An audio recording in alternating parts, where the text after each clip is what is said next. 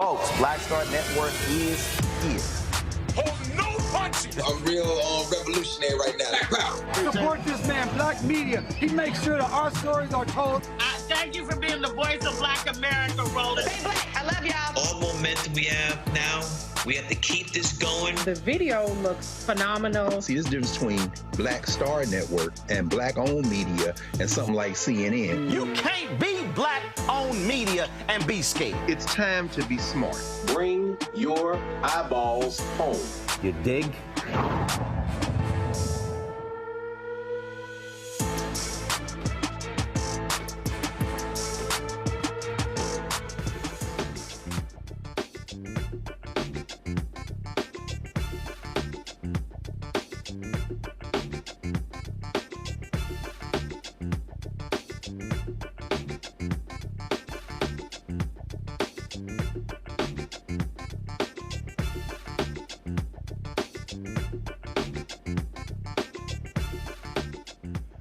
Today is Wednesday, September 25th, 2024. Coming up on Roland Martin Unfiltered, streaming live on the Black Star Network. A Haitian rights group wants Donald Trump and his sidekick, J.D. Vance, to answer to their false claims about Haitian immigrants in Springfield, Ohio. We'll talk to the co-founder and executive director of the Haitian Bridge Alliance, the group that filed a citizen criminal charges against the Republican duo.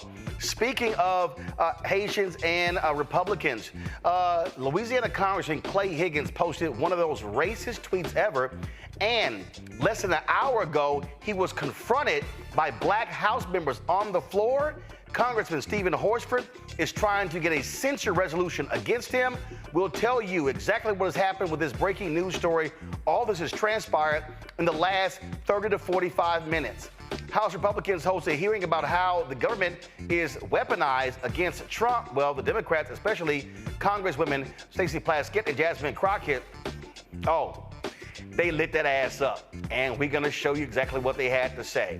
The list of Republicans supporting Vice President Kamala Harris is expanding. We'll talk with former Republican Illinois Congressman Joe Walsh, who's been traveling the country on her behalf.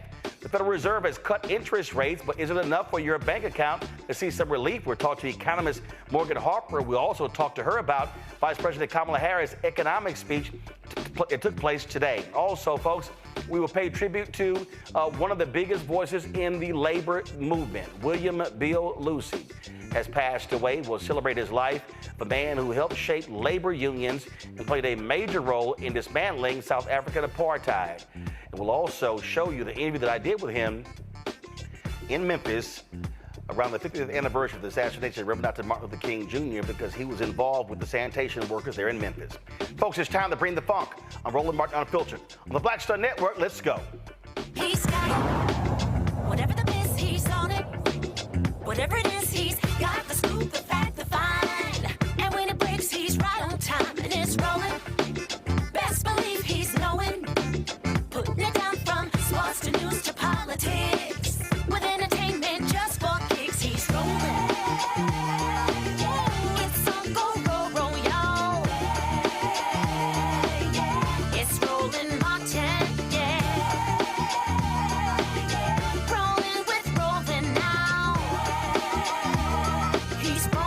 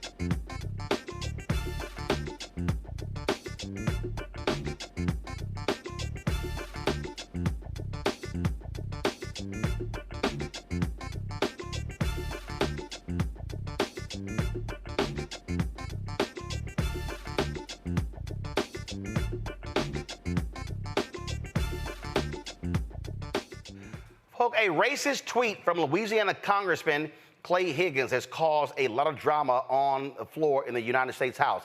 This is the tweet that was sent out right here. So if you see the tweet, man, talk about how pathetic this particular tweet is. He says, LOL, these Haitians are wild, eating pets, voodoo, nastiest country in the Western Hemisphere, cults, slapstick gangsters. But damned if they don't feel all sophisticated now, filing charges against our president and VP. All these thugs better get their mind right and their ass out of our country before January 20th. Folks, that literally was posted not to his personal account. That was posted to his congressional account. Well, in the last hour, that absolutely ticked off members of Congress, black members of Congress. At one point, a number of them were surrounding Clay Higgins, including Congressman Byron Donalds. Not sure what his role was, Republican out of Florida. But Congressman Stephen Horsford demanded he take the tweet down, and he actually did. Horsford also went to the floor to try to get a censure motion against Higgins. Again, all this has been transpiring in the last hour. Of course, it has been Donald Trump and J.D. Vance ramping up their attacks on Haitians in Springfield, Illinois, especially after Trump's speech just the other night. And so I'm going to try to show you what took place on the floor. But this has been going on, again, the whole back and forth. This is the tweet right here that started it all. Right here, this particular tweet right here, this from Louisiana Congressman Clay Higgins. I want to bring in, I'm going to go to my panel right now. I'm going to bring them in also. Before I do that, I'm going to show you what Donald Trump had to say at his rally in Indiana, Pennsylvania about Haitians in Springfield. Kamala has illegally flown in more than 500,000 migrants right when she was saying, no, we don't want to do that. And she's got, these guys actually want these people in our country. It's not even believable. Working with left-wing nonprofits to inundate Pennsylvania communities, changing the character of small towns and villages all over our country and changing them forever. They will never be the same. They will never be. Do you think Springfield will ever be the same? I don't think. The fact is, and I'll say it now, you have to get them the hell out. You have to get them out. I'm sorry. To get them out. Can't have it. Can't have it. They've destroyed it.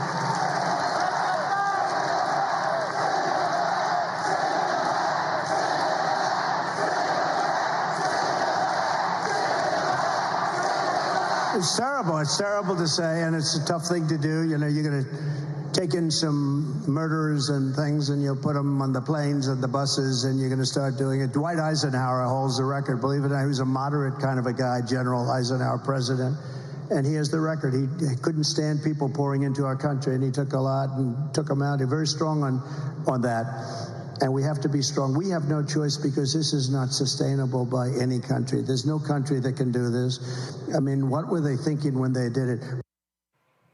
Folks, that was last night. We have continued to see how Republicans have been targeting Haitian immigrants there in Springfield, Ohio. Now, because of that, the leader of a nonprofit representing the Haitian community invoked a private citizen's right to file charges against these MAGA Republicans. The Haitian Bridge Alliance made the move after the local prosecutors' inaction. Jerlene Joseph, co-founder and executive director of the Haitian Bridge Alliance, joins us right now to explain why they took action. Glad to have you here. First off, before we get to your lawsuit, just your thoughts on this drama on the House floor where this Republican from Louisiana said those vile things about Haitian immigrants on his official congressional Twitter account. Well, and thank you so much for having me. It is a disgrace. That's basically what it is. For a congressional member to be able to be allowed to post this type of vile, derogatory language against a group of people is unacceptable. So what we are seeing is just unacceptable on the floor of Congress, the floor of the people's house. We're going to short it in a moment what Congressman Stephen Horsford had to say there on the floor. But again, what you see are Republicans who are picking up on this, and they are attacking Haitian immigrants all across this country, making up things and just saying vile, shameful, despicable, demeaning things about them. You know, this is not the first time we've had to deal with this type of language, this type of inhumane language. The way that they are able to weaponize whatever language they can and they want, they're able to create this type of narrative to attack the community that they thought did not have representation. But we had to show them that the Haitian American community, the Black community in the United States, will not stand for this type of narrative, will not stand for this type of harassment, will not stand for this type of attack. Because at the end of the day, we must hold them accountable. The words hold power, and we have to make sure that we stop them in their track. Have you been talking to the Haitian immigrants there in Springfield? What are they saying? Are they fearful? Because before we heard reports where parents were keeping their kids home from school, afraid of them getting attacked. Yes, the reality is the Haitian community in Springfield and around the country is terrified. We have our cohort we have been working with in Springfield for the past year to help them to get training, to help them revitalize the same economy that Mr. Trump just stood there and said they are creating issues. The Haitian immigrants who are currently in Springfield are the reason why Springfield has been able to bring back their economy, to be able to bring back the culture, because those people have come to make sure that they prosper. That's what they have been doing in Springfield. So we continue to see how they are using our community, how they are creating those narratives for their own gains, literally using people's lives. Wallen, let me tell you a couple of stories. We have one of our clients in Springfield who told us that he went to work and one of his colleagues came to him and asked him, does he love to eat cat? We have another one who has a beloved cat and that really hurt him because his best companion is his beloved cat. But when you come and you traumatize the community, it cannot be without penalty. It cannot be without accountability. We, myself, with the Haitian Alliance, we've been under immense threat. I've been calling the N-word multiple times. We've been told to go to our country. And we have been told, because of the Haitian Alliance, we are the reason why Haitians and other Black immigrants and Black people continues to bring AIDS into the United States, including in Boston. We have been forced to take measures to make sure that our staff is safe, and we are working into the communities to make sure that communities in Springfield, in Boston, in Pennsylvania, in New York are safe and protected. This is too dangerous. All right, then. We will continue to cover this story. And actually, just hold tight 1 second. Let's do this here. So this is what took place on the House floor. Again, there were a series of tweets that I saw literally as I was before the show. And members of Congress, Black members of Congress, challenged Congressman Clay Higgins on the floor of the U.S. House, among them Congressman Stephen Horsford. They were challenging him about this racist tweet that he actually posted. And then there were several Black lawmakers around him, including Republican Congressman Byron Donalds. Not sure where he stood on this whole deal, but this is what took place later on the floor. Thank you, Mr. Speaker. I ask unanimous consent to speak before the House for 1 minute. Without objection, the gentleman is recognized for 1 minute. Thank you, Mr. Speaker. Earlier today, the gentleman has withdrawn the objection. The gentleman will continue. Earlier today, a gentleman from Louisiana posted on his official X account, LOL, these Haitians are wild, eating pets, voodoo, nastiest country in the Western Hemisphere, cults, slapstick gangsters, but damned if they don't feel all sophisticated now, filing charges against our president and VP. All these thugs better get their mind right and their ass out of our country before January 20th. Mr. Speaker, under Rule 23, the Code of Official Conduct for the 118th Congress states that a member shall behave at all times in a manner that reflect credibly on the House.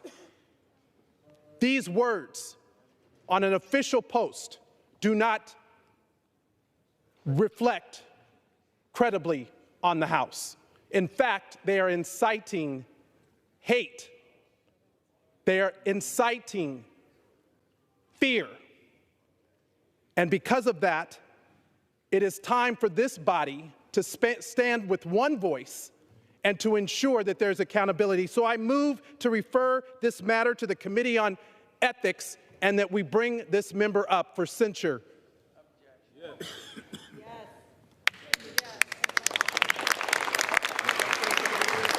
Does the gentleman yield back? I made a motion.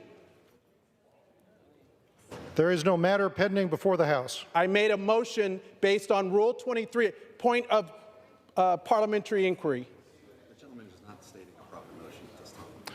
The gentleman is not stating a proper motion at this time. The motion, Mr. Speaker, may I inquire under Rule 23 whether this is a violation of the official code of conduct before the House. Yes. The gentleman has not made an inquiry relevant to the current proceedings. The motion is not in order. My inquiry, Mr. Speaker, thank you.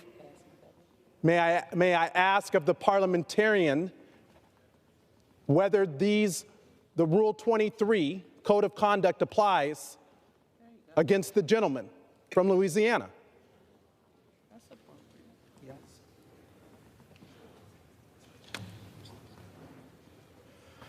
The chair will not provide an advisory opinion on this matter. Mr. Speaker, point of inquiry. The gentleman will state the inquiry. Is it appropriate for a member to use their official equipment in violation of Rule 23?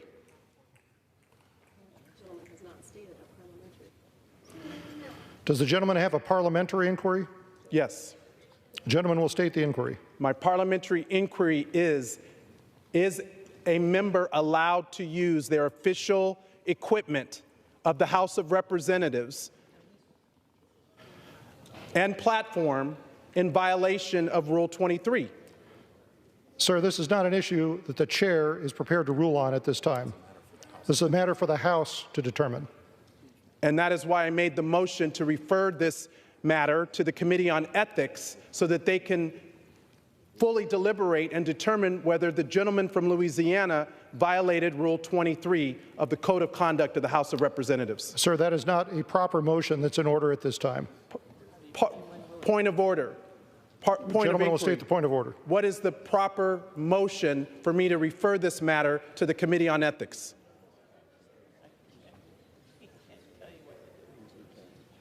Sure he can. Yes, he can.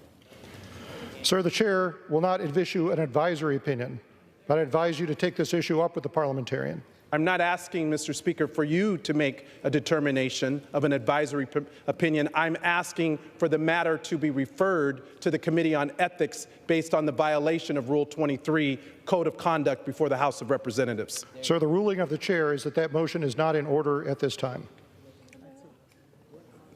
At what time would it be in order after someone... There's children who are feeling threatened in this moment based on the actions of the member from Louisiana.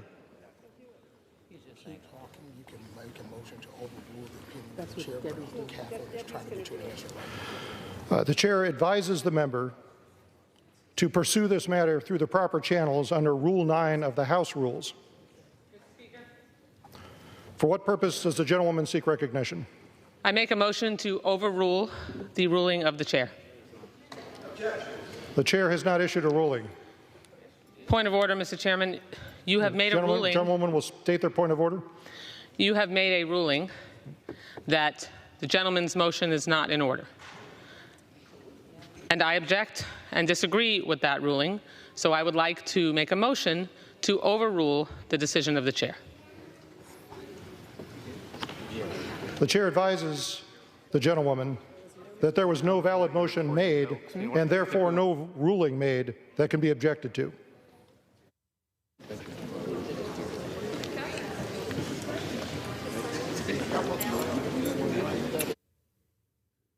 The chair advises members of the availability of Rule 9 under the House rules. I make a motion that this gentleman's words be stricken from the official record that he used by using official property and platform of the U.S. House of Representatives. Sir, that is not a valid motion under the House rules. Point of inquiry. Gentleman will state his point of inquiry. So the gentleman from Louisiana, had he stood on the floor of the House of Representatives and said these words on the House floor, the body would have been able to remove his words from the record. Is that not correct, Mr. Speaker?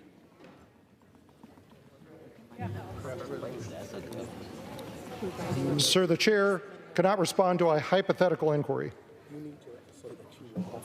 We're going to stop.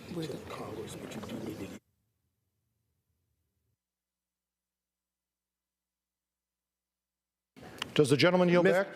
Mr. Speaker, it is unfortunate that on the last day of this body's work on behalf of the people, after we came together just last week in a bipartisan way to protect and to provide dignitary protection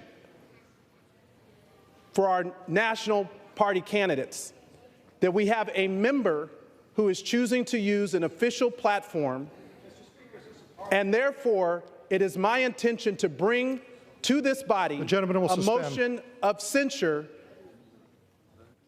and therefore I yield back. No, I move. I move to censor Representative Clay Higgins for violating Rule 9 by bringing discredit and disgrace to the House of Representatives. And I'm submitting this motion. A gentleman has not made a proper motion. The gentleman, I move to censor. Enter it as a resolution. I am entering this as a resolution. Again, the chair reminds members of the availability of action under Rule 9. I am submitting by resolution a motion to censor Representative Clay Higgins for violating Rule 9 by bringing discredit and disgrace to the House of Representatives. And that is There's an official motion, Mr. Speaker. The gentleman attempting to give notice under Rule 9? I am attempting to give notice that I intend to bring a censure motion, resolution, upon return to this House of Representatives. And I would hope that every member of this body understands that no person, particularly those who contribute to communities, who are entrepreneurial, who give to our communities by being nurses and first responders and teachers, that those individuals, those children, no longer have to live in fear or intimidation because of any words or posts that come from members of this body. That it is time to end hate and the rhetoric of hate, and that it is not becoming on any member to continue to push this type of rhetoric on any platform, let alone from the House of Representatives. And with that, ask for unanimous consent. I ask unanimous consent to accept my motion to censor Representative Clay Higgins for violating Rule 9 by bringing discredit and disgrace to the House of Representatives. An objection is heard. Now, of course, that was Congressman Stephen Horsford, chair of the Congressional Black Caucus, and he was referencing again the racist tweet of Louisiana Congressman Clay Higgins. Now, after Horsford did that, then Louisiana Congressman Steve Scalise stood up and objected. Listen to what he said. It's been deleted already and removed, but I object to the motion. And if we want to go through every comment and tweet from the other side, we'll be happy to do it. Gentleman has not been recognized. Does the gentleman seek recognition? For what purpose does the gentleman from Louisiana seek recognition? Gentleman is recognized. Nope. The objection has been heard. Pursuant to Clause 12 of Rule 1, the chair declares the House in recess, subject to call of the chair. They recessed instead of dealing with the racist comments by Clay Higgins. Now, Speaker, I'm going to show you others here. Give me 1 second. So Speaker of the House, Mike Johnson, from Louisiana, addressed this issue. And so let me play for you. Give me a second. I'm going to play for you what he said after all of this happened. Watch this. Any comment on the tweet that Clay Higgins put out today about Haitians? I heard about that on the floor just now as well. Clay Higgins is a dear friend of mine and a colleague from Louisiana and a very frank and outspoken person. He's also a very principled man. And I think he tweeted, I didn't even see it, but he tweeted something today about Haitians, and he was approached by January 20th. Okay. Well, look, he was approached on the floor by colleagues who said that was offensive. He went to the back. I just talked to him about it. He said he went to the back and he prayed about it and he regretted it and he pulled the post down. That's what you want a gentleman to do. I'm sure he probably regrets some of the language he used, but you know, we move forward. We believe in redemption.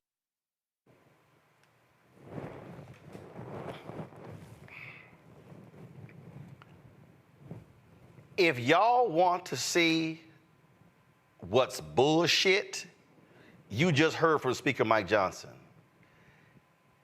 He basically wants you to dismiss it. Oh, he went to the back, he prayed on it, he deleted, we believe in redemption. But what about the folks who have been attacked? What about the people who are fearing for their safety? What about those individuals? Jolene, go ahead. You heard all of that exchange there, and you saw how dismissive the Republican Speaker of the House and Republican Steve Scalise, both of them from Louisiana, how dismissive they are about the tweet from their racist colleague from Louisiana, Clay Higgins. From Louisiana, nonetheless, and the history between Louisiana and Haiti, and the history between Haiti and the United States, that is at the heart of it all. But that is not lost on us, Wallen, because this is how they do it. And we can pray on it as well. And we are going to fight back. So we are going to continue to pray and we're going to fight back because this is unacceptable. This is cowardness for people in power to use this type of words. And those words were literally targeted at the Haitian Rouge Alliance for standing up on behalf of the community and against those vile, racist, anti-white supremacy ideologies. Those words were directly launched at Haitian Rouge Alliance, and we are not going to stand by. We will pray and we will act. All right, then. Well, we certainly appreciate you joining us on today's show. Thank you so very much. Thank you. All right, folks, going to go to a break. We're going to come back. We're going to talk about this with our panel. Again, that literally has been happening in the past hour to an hour and a half on the House floor. But Clay Higgins is not a stranger to saying racist stuff. Wait till we show you what he had to say, which caused him to resign as a sheriff in Louisiana. You're watching Roland Martin Unfiltered on the Black Star Network. Bob and I both voted for Donald Trump. I voted for him twice. I won't vote for him again. January 6th was a wake-up call for me. Donald Trump divides people. We've already seen what he has to bring. He didn't do anything to help us. Kamala Harris, she cares about the American people. I think she's got the wherewithal to make a difference. I've never voted for a Democrat. Yes, we're both lifelong Republicans. The choice is very simple. I'm voting for Kamala. I am voting for Kamala Harris. In 2016, Donald Trump said he would choose only the best people to work in his White House. Now those people have a warning for America. Trump is not fit to be president again. Here's his vice president. Anyone who puts himself over the Constitution should never be president of the United States. It should come as no surprise that I will not be endorsing Donald Trump this year. His defense secretary. Do you think Trump can be trusted with the nation's secrets ever again? No. I mean, it's just irresponsible action that places our service members at risk, places our nation's security at risk. His national security advisor. Donald Trump will cause a lot of damage.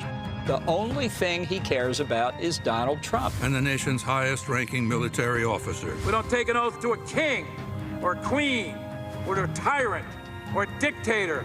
And we don't take an oath to a wannabe dictator. Take it from the people who knew him best. Donald Trump is a danger to our troops and our democracy. We can't let him lead our country again.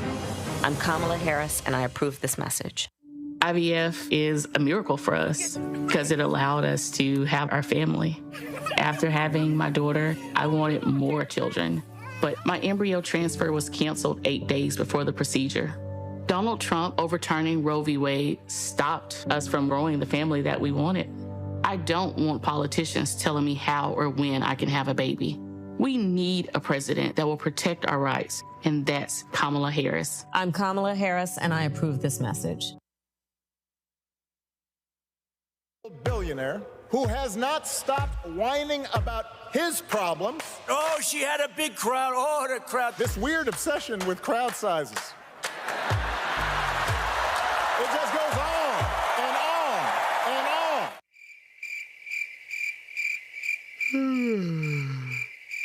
America's ready for a new chapter. We are ready for a President Kamala Harris. I'm Kamala Harris, and I approve this message.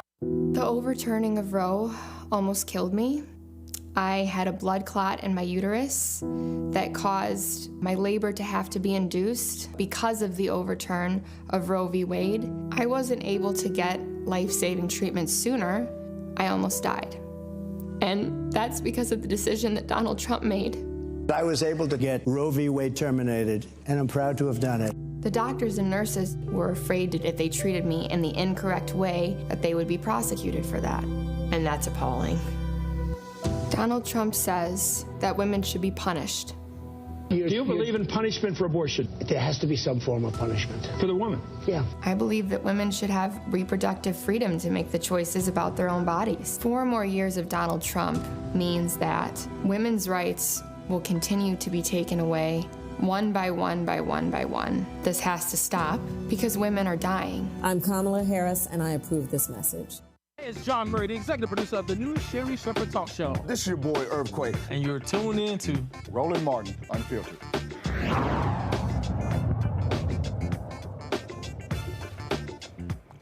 Folks, we've been talking about this racist tweet posted by Congressman Clay Higgins of Louisiana that have been targeting Haitian immigrants. Now, he took it down after he was confronted by black members of Congress. But this is not his first time showing how his racist comments. Listen to this. This happened in 2016. Give me 1 second. I'm going to go ahead and set it up because when I saw this, I saw a post earlier that talked about Clay Higgins, and so he's no stranger to this kind of stuff.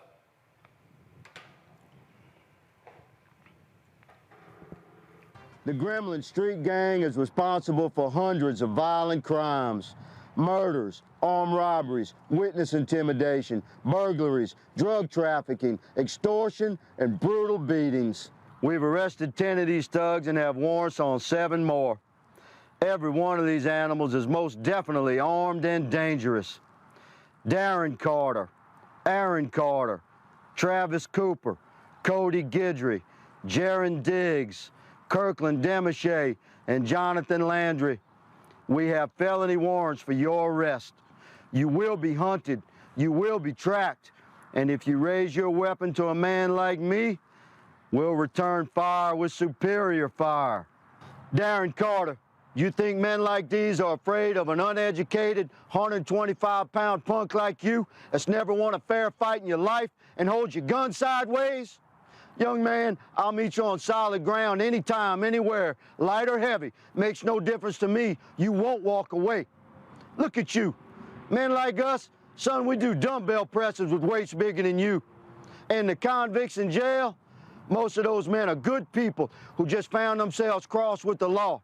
They're not evil, and they don't respect you or any punk like you. They'll toss you around like a rag doll.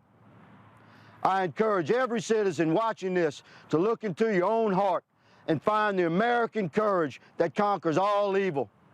I implore you to listen to this message and stand up. Take back your streets. Take back your country. Come forward with information about these heathens that have terrorized your community.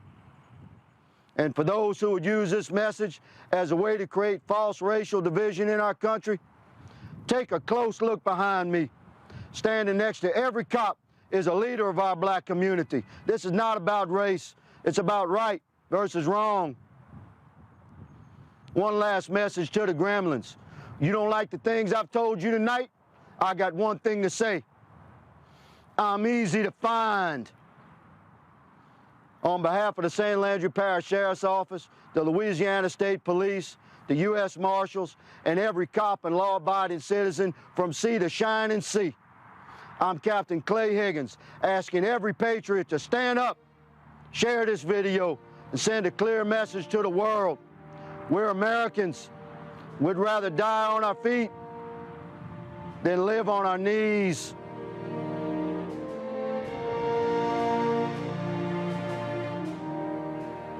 Well, folks, shortly after that, he had to resign from the sheriff's office. He said he tendered his resignation, but he was really being forced out. My panel, Joe Richardson, civil rights attorney out of L.A., Rebecca Carruthers, vice president, Fair Election Center out of D.C., Jonathan Harris, Democratic political commentator out of Los Angeles, and also former Illinois Congressman Joe Walsh, who joins us. He has been campaigning on behalf of Vice President Kamala Harris in Pennsylvania. Congress, I want to go to you first. We're going to talk to you about that effort there, but I had to bring you in on this. And look, you were no stranger to saying some wild, incendiary things when you were in Congress. You've since apologized for a lot of those comments. You have been calling out your party, especially since Donald Trump has taken a hold of it. And what you see here, that vile, disgusting tweet that Clay Higgins put up about Haitian immigrants, and he had to be forced to take down. And Speaker Mike Johnson said, oh, talks about how great of a guy he is, and he's a friend, and how he prayed about it and took it down. But this goes to show you, when Trump and Vance, when they take the lead, it simply infects, causes an effect in the party, and affects so many different people. Hey, Roland, good to be with you, my friend. Look, I'll be blunt. Coming from the right-wing base like I do, and coming from right-wing media like I do, the cruelty, the bigotry, and the fear sells. Look, sadly, it sells with the Republican Party base. They eat this up. What Clay Higgins tweeted today about Haitian migrants, the Republican Party base loves that. Republican Party leaders and right-wing media voices try to scare the hell out of their voters that there are black and brown people on their streets committing crimes, eating your cats and dogs. It's all about scaring people and creating hate and bigotry. And Roland, look, you're right. I used to be in that world. I did more of that than I'm proud of doing. But the GOP base is now fully radicalized. They eat this up. You mentioned the word cruelty, and I want to go to Rebecca. Rebecca, it was Adam Sir who wrote a piece in The Atlantic with the headline that said, "The cruelty is the point.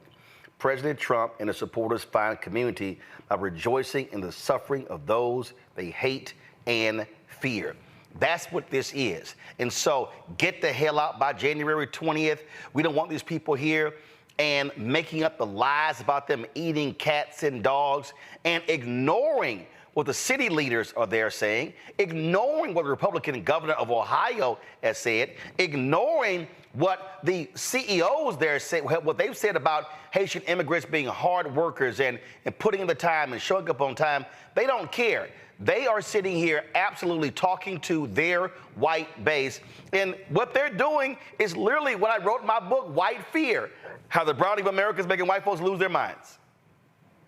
I was thinking about that headline exactly. Cruelty is the point, and that's what we're seeing here. What's also ironic is even Trump's the words he was using in Pennsylvania, the audacity of that Pennsylvania audience to smile, nod, and cheer when it was just a few years ago that 3 white men faced 1,400 counts of bestiality, having sex with animals in Pennsylvania, and animal cruelty. They were having sex with dogs, they were having sex with cows, a goat, and lots of horses. I think they got between 20 to 40 years. So wonder if the narrative became, hey, white people are sleeping with dogs and horses, right? That is irresponsible language. What we've seen with these Haitian Americans who are in this country, I would just say for folks out there, be careful and you better leave these Haitian Americans alone because they are descendants of that 1791 to 1804 group of Haitians who demanded and fought in a revolution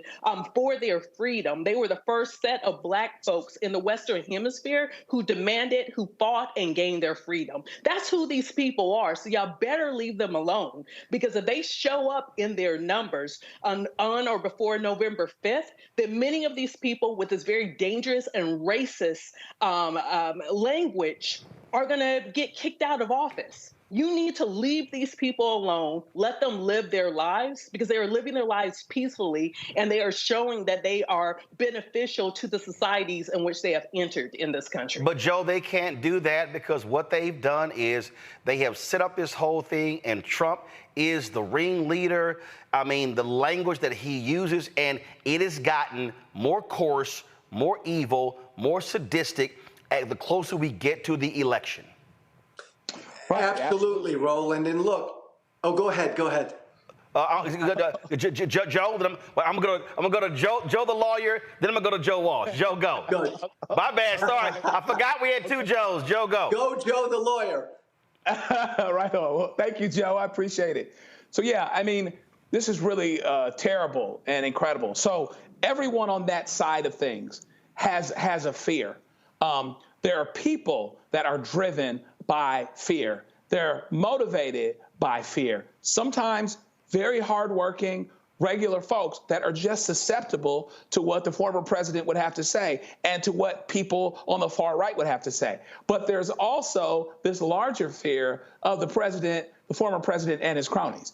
The idea that they're up against the wall, that they could actually lose. And in his actual case, he actually would have to deal with facing the music related to all of his legal issues. So what's going on is vile, it's racist, it's contemptible. It's interesting that in the congressional session, the one that was overseeing as speaker is Jay Obernolte, who we're trying to overthrow as we speak here with Derek Marshall in this area. But they're going to do everything that they can because they're fearful, not because things aren't changing, but because things are. So we have to remember that. I'm glad that they've brought this citizen complaint. We have something going there. We will see what kind of fuel that it resolves. But I am with Rebecca in that you can never question the people that are on the right side of things. They find energy, they find vigor, and I believe that there's plenty of good people in this country that will stand with the folks, the Haitian immigrants that are here legally, that are being treated the way that they are, whose kids are scared to go to school, whose moms and dads are scared to go to work. We do believe that there's a brighter day coming, but you have to go through what you go through in the meantime, and it's really terrible that it's happening this way. But I do believe that there will be an end and a successful end for those that are on the right side. Joe Walsh. Just quickly, I come from the Republican Party base. The Republican Party base is primarily middle-aged and older white folk. And as we've all said for years, they've been concerned, scared, and angry about all these changes in life. I believe generally they're good people, but demagogues. I mean, the world I come from, Fox News and right-wing media and Donald Trump and Tucker Carlson and J.D. Vance, they demagogue and try to scare the hell out of these people. That's what they're doing. Trump's got to lose, but then after Trump loses, we've got to reach out and grab these people and try to welcome and bring them back into the world of truth. Jonathan, this was a couple of weeks ago. This is the director of the Texas Department of Public Safety, Steve McCraw. This is the language that he used in a news conference. Listen. I mean, some people find it harsh using the term, infestation and cockroaches and things like that. All you have to do is interview or spend some time with some victims, some migrant victims that are here in this country. And you'll understand that the governor has not overstated the issue. In fact, he's well stated the issue. And Texas is not going to allow any part of this state to be infested with that type of disease. He is literally saying cockroaches, disease. This is the director of the Texas Department of Public Safety. The Texas Rangers, now the baseball team, they are considered the creme de la creme of law enforcement in Texas. They fall under Texas DPS. This is the leader. One of the things that I can say about Donald Trump's sort of ascending in politics, if anything good came from it, is it sort of pulled the veil back on this sort of idea that we have moved beyond all of the racism that has been infesting this country since its inception. From the time he ascended, there's now never been a way to say, oh, this isn't actually happening. I mean, I remember when he was running in 2015 and 2016, and even Paul Ryan, and I mean, if Paul Ryan has to be the voice of reason in your party, something's wrong, said that his comments about a Mexican judge were, quote, textbook racism. And I've said, I spend most of my time on conservative media, on Fox News, Newsmax, et cetera. And one of the things that I've said even there is that Democrats have a horrifically bad messaging problem. Donald Trump is at this point with J.D. Vance running what I would say is an overtly racist campaign. It's not a dog whistle anymore. It's not Reagan talking about the welfare queen. It's not going, Nixon and his war against drugs. This is an overtly racist campaign. And the Democrats need to call it that. They need to call it exactly what it is. Call out his history of doing this, highlight other members of the Republican Party's history of doing this, and put the Republican Party on the defensive and make them have to defend themselves and separate themselves from this rhetoric. But what I feel like the Democrats do very often is they just sort of let the Republicans run the narrative and kind of sit back on the sidelines. And it's like they need to be proactive about picking this up and calling it what it is. Don't tiptoe around it. It is just another example of overt racism. And that is the only thing that Donald Trump has to campaign on. He doesn't have a record to campaign on. So it's just racism. But Jonathan, here's why I disagree with what you had to say. And Joe Walsh, let me get your thoughts. That is exactly what Donald Trump wants. Donald Trump wants a campaign on race. Donald Trump wants the Democrats focused on race. He wants Vice President Kamala Harris talking about race. That is exactly what he wants because he has nothing else. And so he wants it to be about race in crime, race in the economy, race in politics. That's all he has. And so, again, I remember it was before the debate. And my buddy Ron Brownstein wrote an article, and he said that Vice President Kamala Harris is really going to have to focus more on the unemployment and crime. And I said, no, she shouldn't. And then the debate happened. And I said, see what I was talking about, Ron? The point is this here. If you do what you describe, you're not playing offense. You're playing defense. Trump's whole goal is, how can he ain't getting above 46, 47. So he needs to bring her down here. That's why they've been going crazy with how she's running in Pennsylvania and Michigan and Wisconsin and North Carolina and Georgia and Arizona and Nevada, because she's not playing defense, Joe Walsh, she's playing offense. And that is what has been driving his campaign crazy. They've been trying to bait her. She won't take the bait. Roland, I love you, but I'm with Jonathan on this one. I'm totally with Jonathan. She can do this taking the offensive. She needs to go at not just how Trump is a threat to democracy, how he isn't who we are.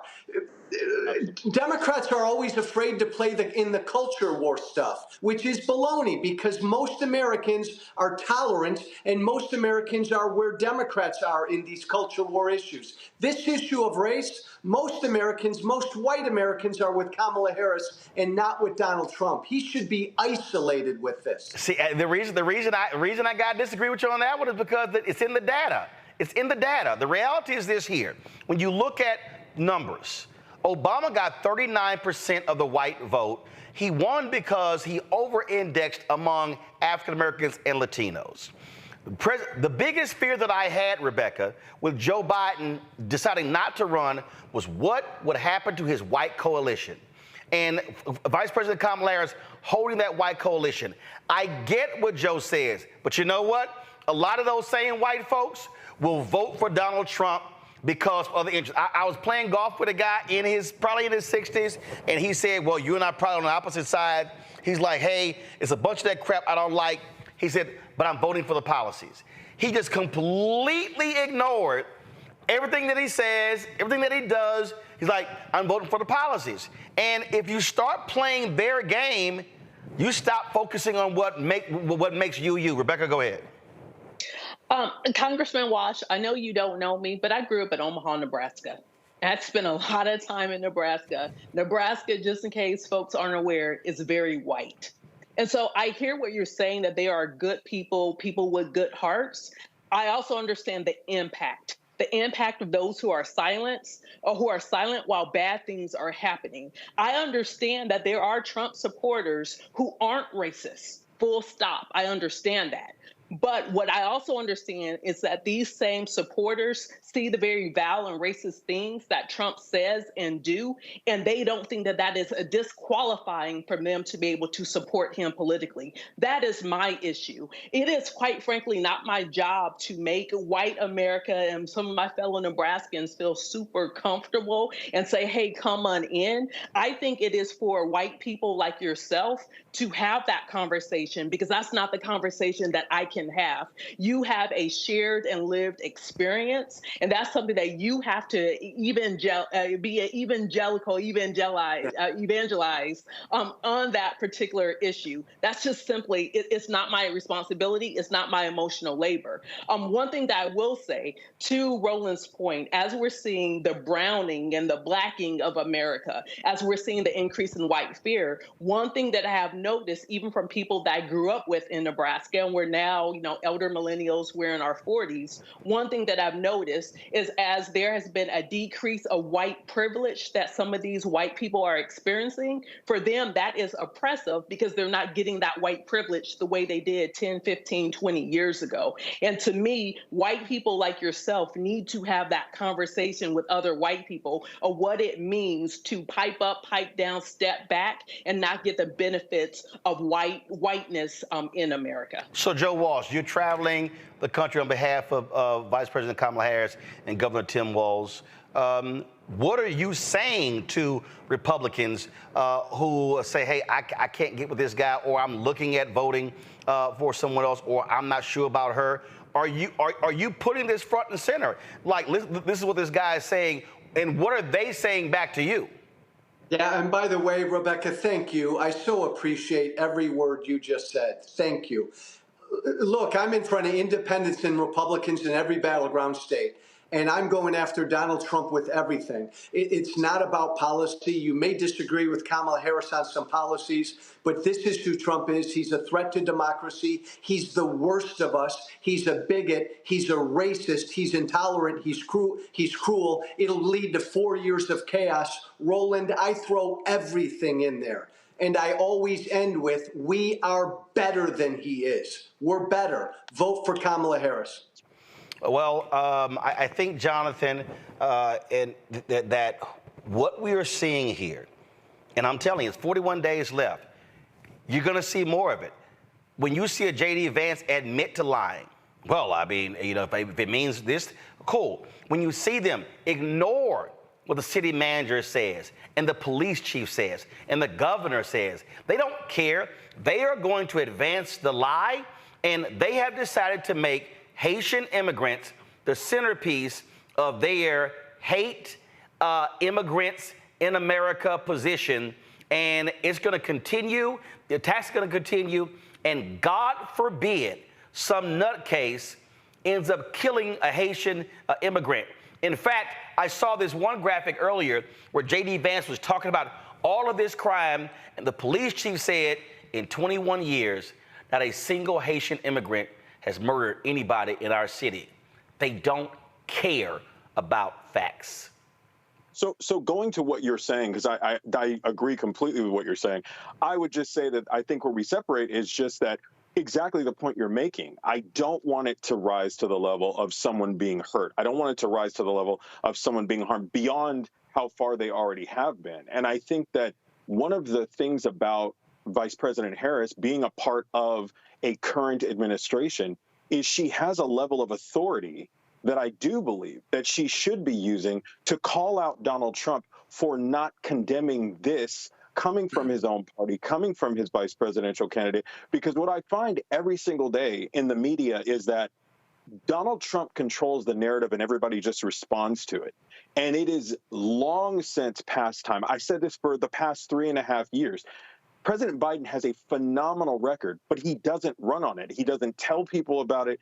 And Vice President Harris as well. It's like at some point or another, you've got to stop letting Donald Trump control the narrative and you responding to it. And you set the narrative. You have the bully pulpit. You say these comments by this man are unacceptable. They could lead to someone being harmed. You just said that rhetoric is responsible for someone allegedly trying to kill Donald Trump. So if you believe that rhetoric is dangerous, then you have to hold that same standard for these comments about these vulnerable communities in our country and put them on the defensive. Make him not come out and condemn it and put the spotlight on that behavior. Because if you don't, it's working perfectly because it's feeding into racist, but it's also flying under the radar.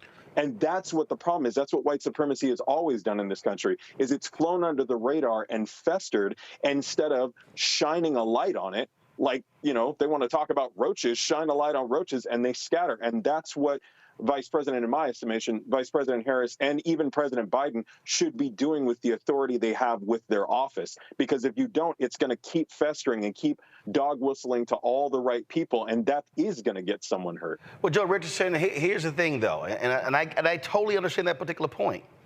But here's what happens. Look at the interview with Dana Bash and CNN. Nearly every question was, Trump says this, how do you respond? The interview going around, Jake Tapper is interviewing Nancy Pelosi. Trump says this, how do you respond? And so that's why when the question was asked, well, Trump questioned your blackness, and she went, same old stuff, next question, because they wanted her to go into it. She was like, I'm not wasting my time. And so, again, I get the point. And I firmly believe in fighting back and swinging back. But what I also understand is if I'm playing on your turf, then I'm not concentrating on my game. Yeah, I mean, I think they've done a very good job, actually, the campaign of dictating the narrative. I think the point that Jonathan was making about not running on the record was probably more true when Biden was the guy. Biden's not the guy now, but Harris has to thread this needle where she has to be, and she's successful at it because most people see her as the candidate of change, even though she's in the administration. So she doesn't go out of her way to say, this is what I would do differently than Joe Biden. She gives Joe Biden his flowers, but still lets you discern that some things that she would do would be different. So you skip over something there, but you still run as your own person. You still dictate the narrative, but I think you can walk walk and chew gum at the same time in that, yes, I think you can address some of these things that we're talking about here. But she has. Still do it. But she actually has. And so do you keep doing it? Do you keep doing it? And that's really the conundrum that you sort of get caught up in. And what you're doing is, I think what ends up happening is you're actually end up doing what Jonathan says. You're not discussing your plans, your policies. You're responding to him. I think you do it as a sub of your own narrative, though.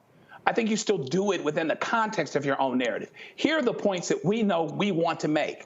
And BTW IJS, they made this point, and this is bull crap, and here's why. And I think you have to build the bridge towards folks that Joe Walsh is connecting with right now. People who don't want to necessarily hear they're racist, right? Even though they might be. This is the question I ask. If you had cancer or a terrible disease, but you were undiagnosed, would you still have it? Yes, you still have it. Is the goal to make somebody that's not racist, somebody that's racist not racist? Yeah, that's a long-term goal. But is the goal right now in the next 60 days or so to get them to vote Harris, regardless of whether or not they're racist? Let's do whatever it is that gets us there, because there were people in 2008 that voted for Barack Obama while they were calling him out of his name. So you have to walk and chew gum at the same time. I think you can attack and deal with those issues as part of your narrative, but she can still also, and she has, take credit for what's been happening, but still run as her own person, show the distinguishing factors between her and Biden for those that don't necessarily see that there's a difference between her and Biden. And then she can walk and chew gum at the same time. I'm not saying that it's easy, but she can do it. Well, listen, it's 41 days left, Joe Walsh, and at the end of the day, she has to continue to make the case for why to vote for her. I think we're going to talk next with our next panel, next guest, about today's economic speech. Again, if you get roped into Donald Trump's nonsense, you can sort of get consumed there. And I'll be honest with you, Joe, these media folks will love nothing better than the cat fight, because that's really what they want to encourage. They keep yelling, she's not doing any interviews discussing policy, because they're not trying to talk about policy. But I got another one for you, Roland. Go ahead. I know you disagree with me. She should go on Fox News, accept that debate, and kick Trump's ass on Fox News. I think, the reason I do disagree because is because Fox News, after they paid a $787.5 million settlement, and they are still in the middle of a lawsuit. So the Smartmatic lawsuit. So my deal is they have disqualified themselves from holding a debate. I don't think that you reward them and their behavior, because the actions they took in 2020, they were tied directly to Donald Trump in advancing his lies. And so I think you have to make them pay by saying, no, I am not going to reward you for what you actually did. And so that's just how I see that. So listen, stay out there, keep it up. Hopefully these Republicans and independents are listening to you and others, because you're absolutely right. This man is pure evil, and he has no business being back in the Oval Office. I don't even want this man driving near the White House. Amen. All right, Joe, thanks so much. I appreciate it. Folks, when we come back, we're going to talk about Vice President Kamala Harris' economic speech today. She focused again on policy, what that means. So can't wait to have the conversation. Don't forget, support the work that we do. Folks, the conversation we just had, CNN not going to have that conversation. Not MSNBC, not Fox News, not ABC, not CBS, not NBC, none of them. And so when you support our show, you are supporting the work. You can send your check and money order to P.O. Box 57196, Washington, D.C., 20037-0196. PayPal is R Martin Unfiltered. Venmo is RM Unfiltered. Zelle, Roland at RolandSMartin.com. Roland at RolandMartinUnfiltered.com. We'll be right back.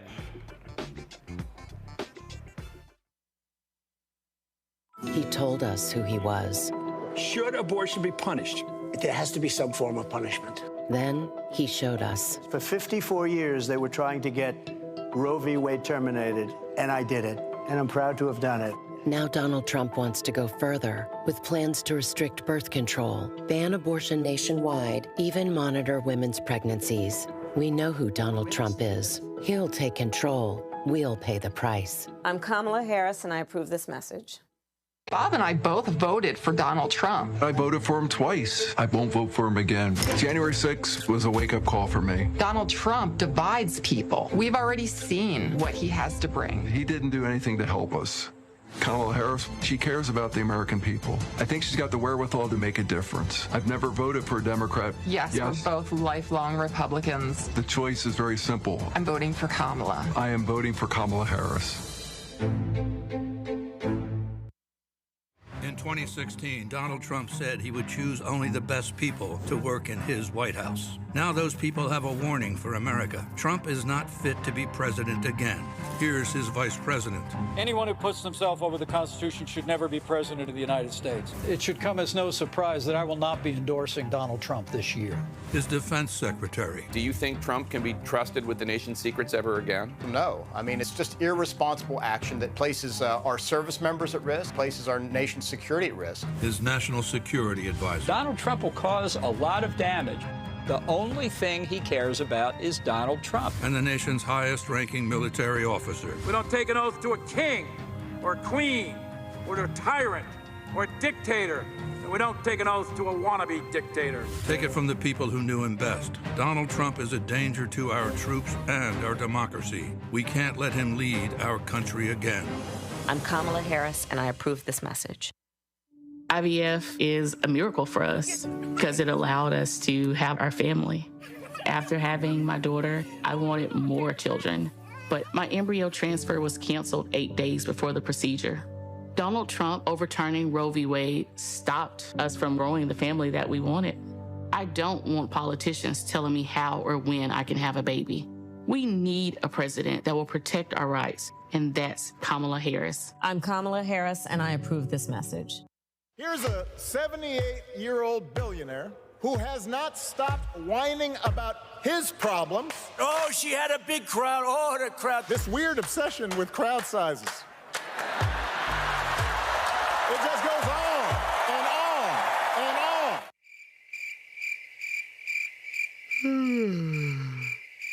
America's ready for a new chapter. We are ready for a President Kamala Harris. I'm Kamala Harris, and I approve this message. The overturning of Roe almost killed me. I had a blood clot in my uterus that caused my labor to have to be induced because of the overturn of Roe v. Wade. I wasn't able to get life-saving treatment sooner. I almost died. And that's because of the decision that Donald Trump made.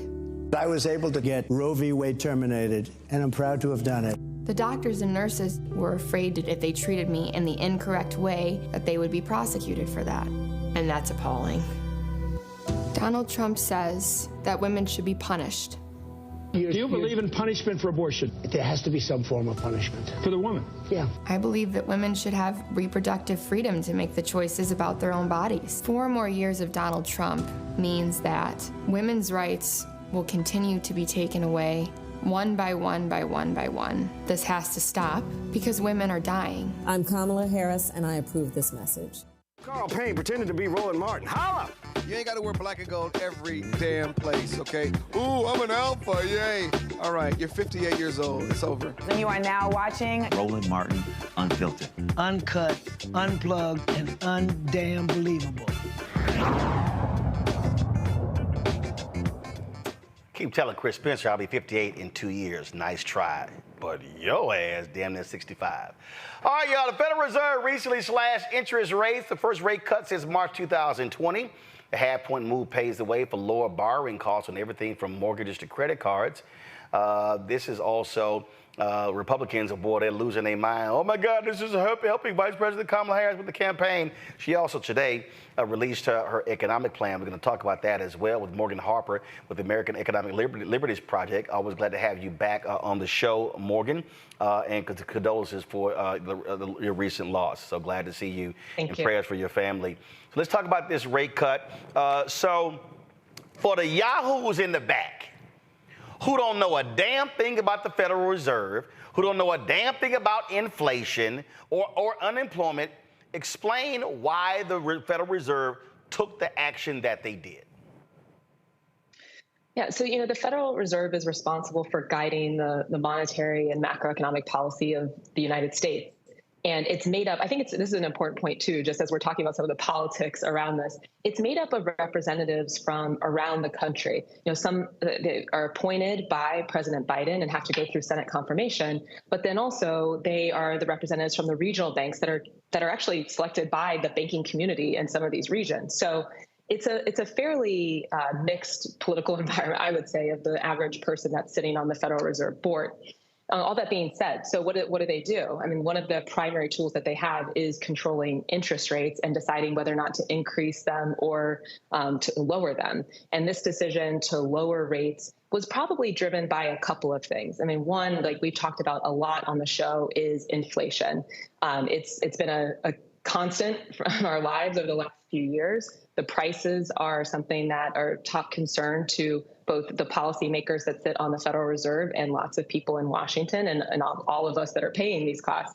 And so, the fact that we are now seeing inflation actually level out quite a bit and lower, that now we're almost approaching the Fed's goal of having just 2% inflation, was a good sign about the strength of the economy, about the fact that the Federal Reserve could reduce these rates and not necessarily lead to a lot of what's called kind of juicing or too much demand, or that would potentially help to spur more inflation.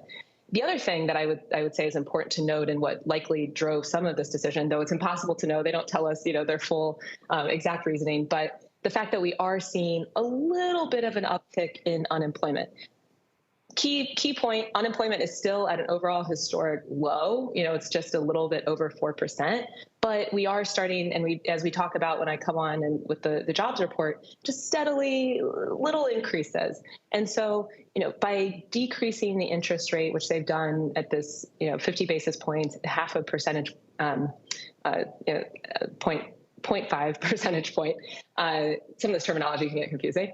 What they've done is hopefully then spur some of the growth and business activity that might be likely to also increase employment. So those two factors, inflation kind of steadying, and then also maybe a little bit of an increase in unemployment, were likely to be relevant considerations for them in making this decision to reduce rates.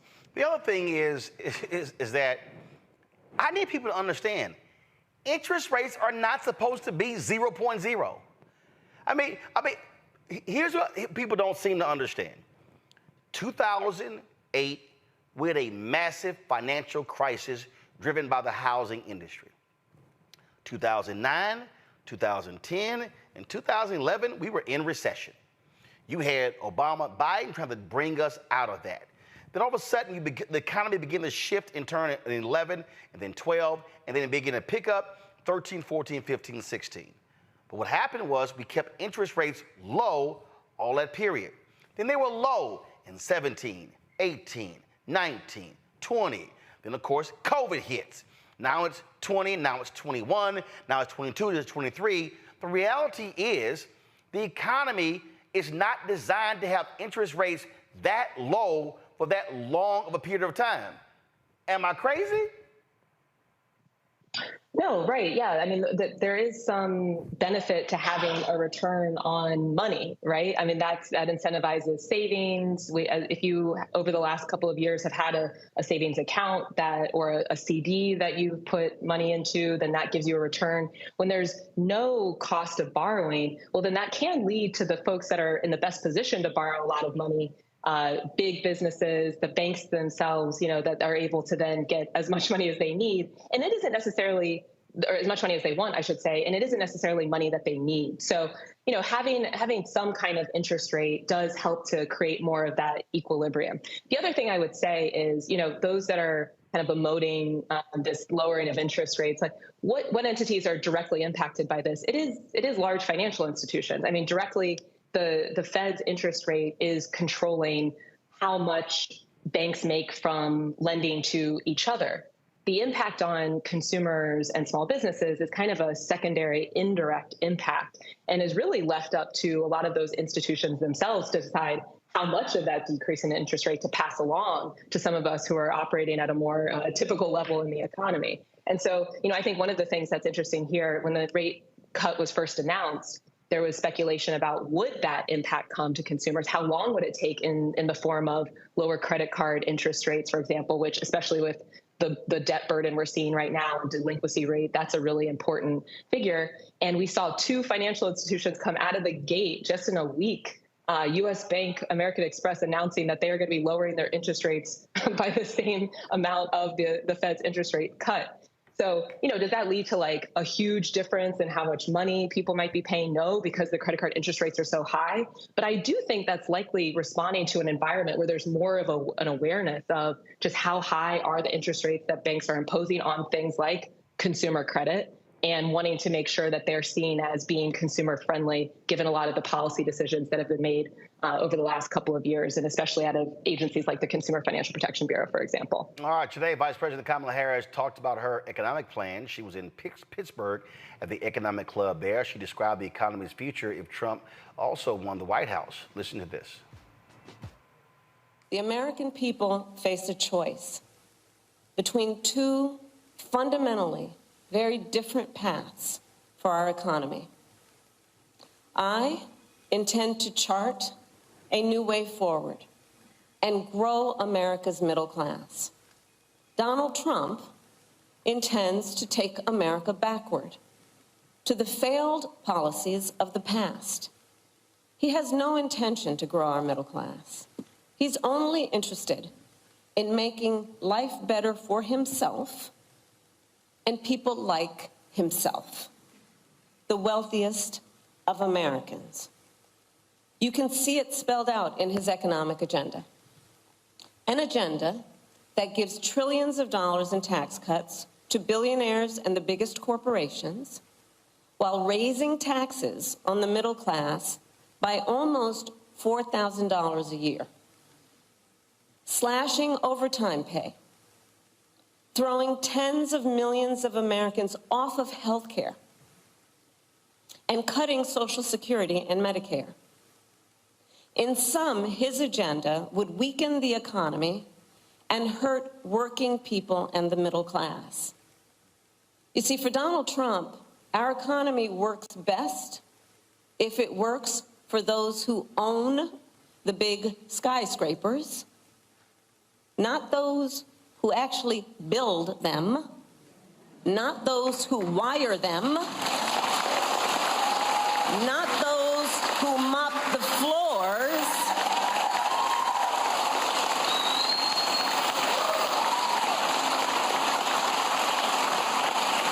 well, I have a very different vision. I have a very different vision for our economy. I believe we need to grow our middle class and make sure our economy works for everyone. Well, Morgan, that was some shade. This was a graphic that was also put out regarding her plan. Go to my iPad. And it lays out here, and I reposted this on Instagram because clearly a bunch of people can't listen, they can't read, and so therefore you give them a damn meme, they can at least look at it. Restore and expanded the child tax credit up to $3,600 a year, help more than 100 million Americans. Address scams of all kinds from robocalls and text to financial fraud. Continue to work to eliminate junk fees, which Republicans cannot stand. They want to get rid of the Consumer Financial Protection Bureau. Invest in building resilient food supply chains. Tackle the opioid crisis. Help Americans access treatment. Extend the $35 cap on insulin and $2,000 cap on out-of-pocket costs to all Americans. Republicans absolutely oppose that. Call on Congress to pass the first ever federal ban on price gouging for food and groceries. Republicans voted against that. Strengthen health care for veterans. Revitalize competition in food and grocery prices. Republicans say, hey, don't do that. Expand the earned income tax credit to cut taxes for millions of workers. Create a new $6,000 tax cut to help families pay for the cost of a child's first year of life. Increase competition and demand transparency in the healthcare industry, lower household energy costs, and create millions of new jobs. Accelerate the speed of Medicare prescription drug negotiations and expand and make permanent the tax credit enhancements for Affordable Care Act marketplaces. I guess, Morgan, that covers all these media people who say that she's not being specific about her plans. Yeah, I continue to find that talking point just so funny because now we're at, I don't know, economic speech number 3. They also, and I think that's what your graphic draws from, they released an economic policy plan in conjunction with this speech that's building off of some of the prior content that the campaign has released. And so, yeah, I don't really follow that when people say, she's not putting out specific ideas. I think the other interesting thing to note, and that's cool, really, about some of this content that's coming out is it is a combination of both things that have already been done or put into motion during the Biden-Harris administration, and then some new ideas that she's proposing. You know what I mean? Ideas that were already in motion, things like that you mentioned, the junk fees fight, that the FTC has proposed a ban on junk fees across the economy. Consumer Financial Protection Bureau has already looked at them specifically in the credit card industry on some of these fees and that they impose and penalties.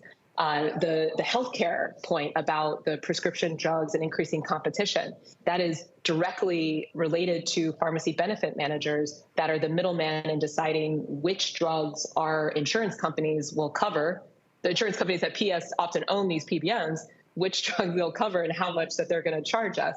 And so, you know, the Federal Trade Commission just sued last week the big giant 3 PBMs that control 80% of the market. And then we have the new ideas that are really exciting and I think going to be appealing to a lot of folks. I mean, just looking at, you know, a tax credit for the first year of a child's life, you know, a lot of folks in my age cohort, just the cost of childcare is a big concern. So, you know, I think it's strong positioning. I mean, I don't come on as a political expert, but I do think she's in a strong position to be able to have that body of work and then also proposing ideas that, you know, certainly seem to speak to a lot of the issues that folks across the country are really concerned about. I look at this, Jonathan, and I just sort of laugh at the folks who suggest that she's not offering any specific policy proposals. What the hell is this? That's sort of the thing where I say very often that I would like for her to be more blunt, and not just her. It was a criticism I had at the Biden administration as well.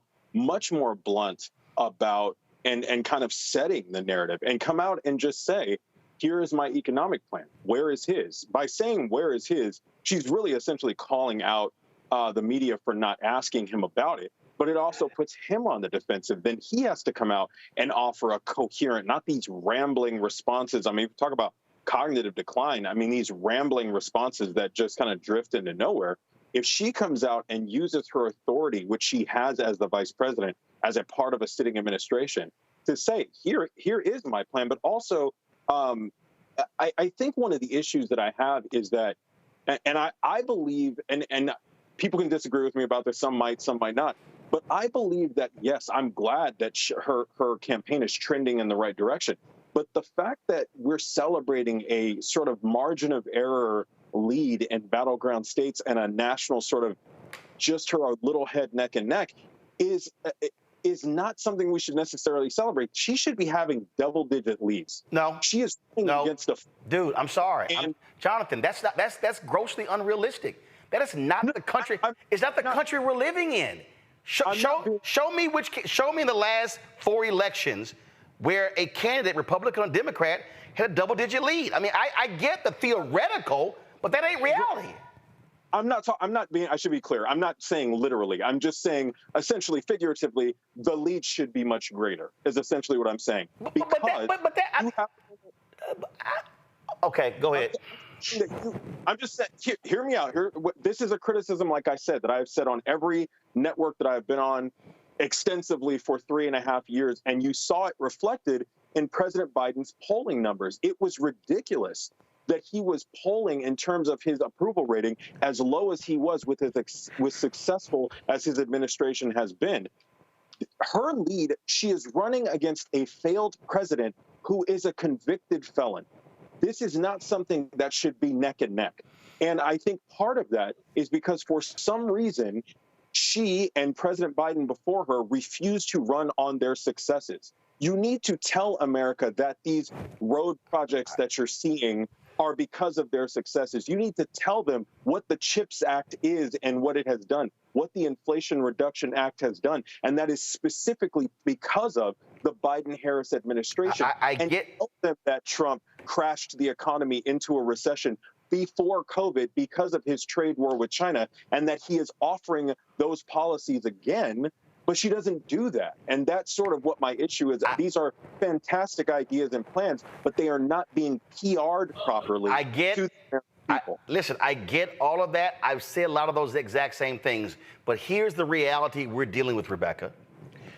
What is the number 2 cable network out of all cable networks, Fox News. Who controls talk radio? Conservatives. What have conservatives done on the digital side?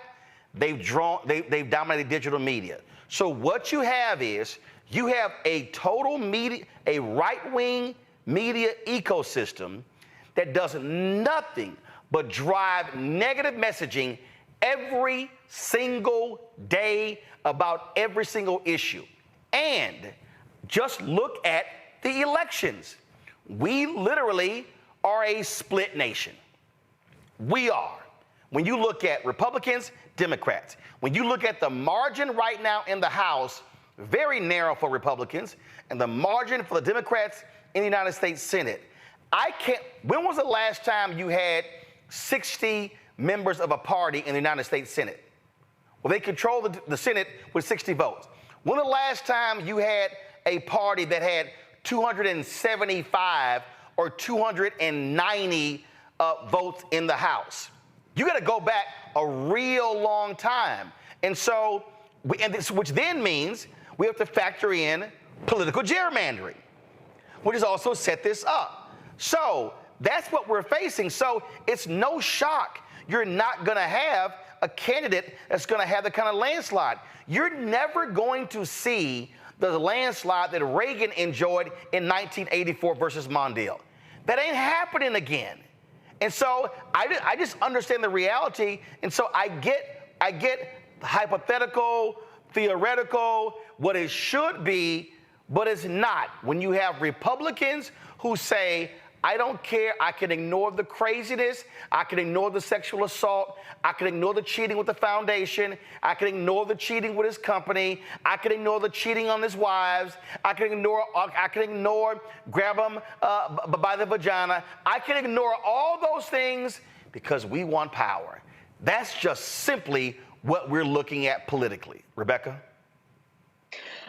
So there's a few things here. Now, for viewers, y'all understand that I do spend time criticizing the Democratic Party because I think that they do a disservice and they don't actually show up for Black people the way Black people show up for the Democratic Party. Full stop. I also think that the Democratic Party should do a better job at messaging. But let's also take a step back. What's unfortunate in this country, there's low literacy around civics. People literally don't understand how the process works. And so we saw an example at the top of the show tonight when we saw Speaker of the House Johnson ruling actually incorrectly according to the Roberts Rules of Order, because literally he's a part of a party that is a know-nothing party and they pride themselves on slowing down government. Or another example is last night we saw the very unfortunate state-sanctioned execution of a Black man in Missouri that should not have happened.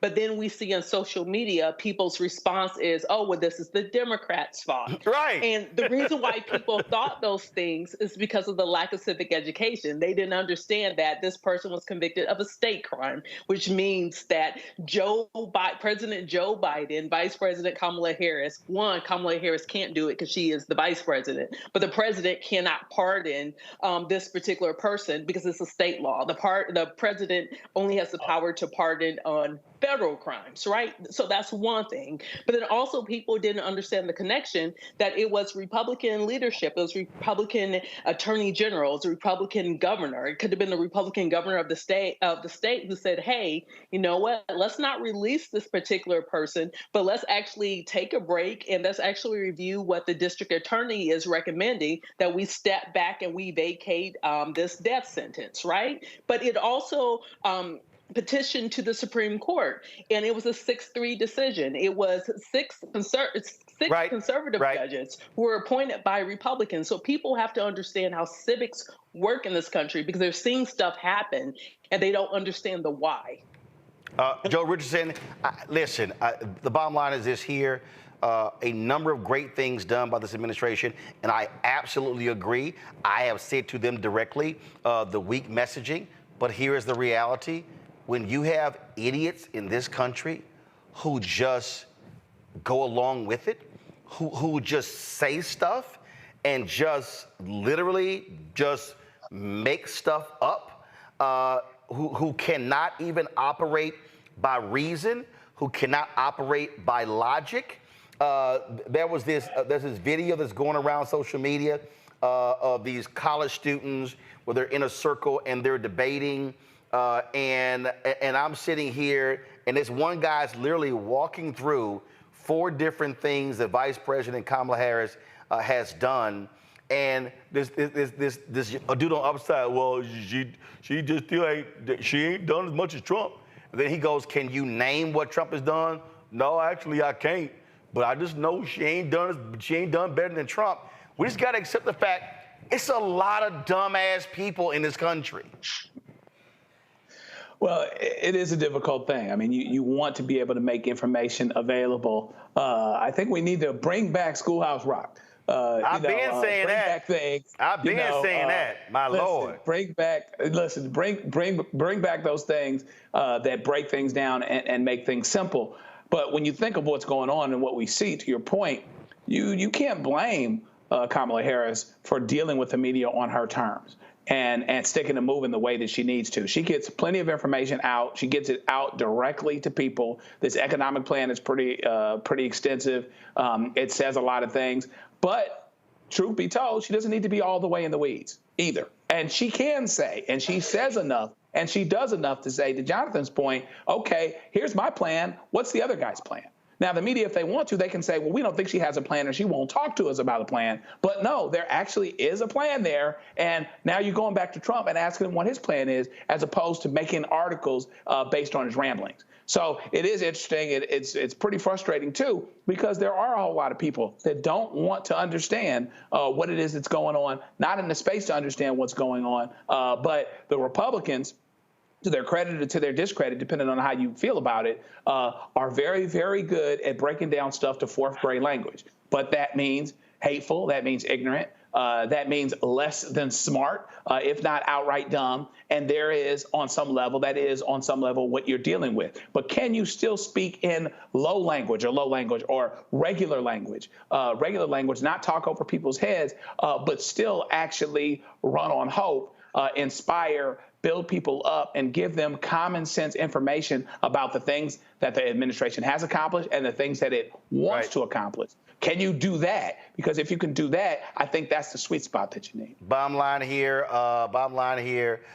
Morgan, listen, all these media people, are they going to spend lots of time on her economic plan? No, because they want the horse race. They want the drama. And unfortunately, that's the fundamental problem.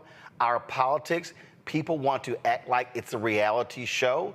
And so what Trump does, he entertains. He is a drug for these media folks. So they don't want serious conversation. They want the show. Yeah, I mean, building off of what a couple of folks have said on the panel, I would say, there seems like there's an opportunity for her, given that we're in this strange media environment that doesn't tend to focus on substance or doesn't get into a ton of deep detail. Given that there are a lot of accomplishments to run on, I do think that there's room for her to maybe be more specific about who are the villains that we're talking about. Talking about the PBMs. I mean, one of the giant corporations, United Healthcare, that's responsible for a lot of the increase in drug prices. Regardless of whether someone is well-versed in the civics of this country, they've probably heard of United Healthcare, and it's likely that they don't like them. Visa, the Department of Justice just sued Visa yesterday for their network fees that are skimming money off of small businesses, making our costs higher as consumers. Visa, everybody knows what Visa is. And if you talk to most small businesses owners in this country, they hate how much of their money goes to pay Visa to process debit card transactions. So, I think there's opportunity in the specificity, but clearly the foundations of the plan are there, and they've already started to have a big impact that could be really positive for a lot of Americans around the country. Indeed. Morgan Harper, we appreciate you joining us. Thanks a lot. Thanks for having me. Folks, when we come back, we'll celebrate the life and legacy of a giant in the labor movement, Bill Lucy, who passed away today. Join the ancestors. We will pay tribute to him next, right here on Roland Martin Unfiltered on the Black Star Network. He told us who he was. Should abortion be punished? There has to be some form of punishment. Then he showed us. For 54 years, they were trying to get Roe v. Wade terminated, and I did it, and I'm proud to have done it. Now Donald Trump wants to go further with plans to restrict birth control, ban abortion nationwide, even monitor women's pregnancies. We know who Donald Trump is. He'll take control. We'll pay the price. I'm Kamala Harris, and I approve this message. Bob and I both voted for Donald Trump. I voted for him twice. I won't vote for him again. January 6th was a wake-up call for me. Donald Trump divides people. We've already seen what he has to bring. He didn't do anything to help us. Kamala Harris, she cares about the American people. I think she's got the wherewithal to make a difference. I've never voted for a Democrat. Yes, we're both lifelong Republicans. The choice is very simple. I'm voting for Kamala. I am voting for Kamala Harris. In 2016, Donald Trump said he would choose only the best people to work in his White House. Now those people have a warning for America. Trump is not fit to be president again. Here's his vice president.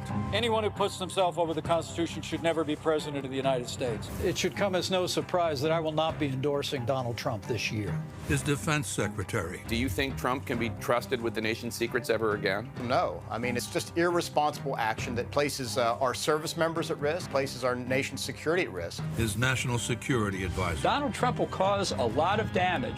The only thing he cares about is Donald Trump. And the nation's highest-ranking military officer. We don't take an oath to a king or a queen or to a tyrant or a dictator. And we don't take an oath to a wannabe dictator. Take it from the people who knew him best. Donald Trump is a danger to our troops and our democracy. We can't let him lead our country again. I'm Kamala Harris, and I approve this message. IVF is a miracle for us because it allowed us to have our family. After having my daughter, I wanted more children, but my embryo transfer was canceled 8 days before the procedure. Donald Trump overturning Roe v. Wade stopped us from growing the family that we wanted. I don't want politicians telling me how or when I can have a baby. We need a president that will protect our rights, and that's Kamala Harris. I'm Kamala Harris, and I approve this message. Here's a 78-year-old billionaire who has not stopped whining about his problems. Oh, she had a big crowd. Oh, the crowd. This weird obsession with crowd sizes. It just goes on and on and on.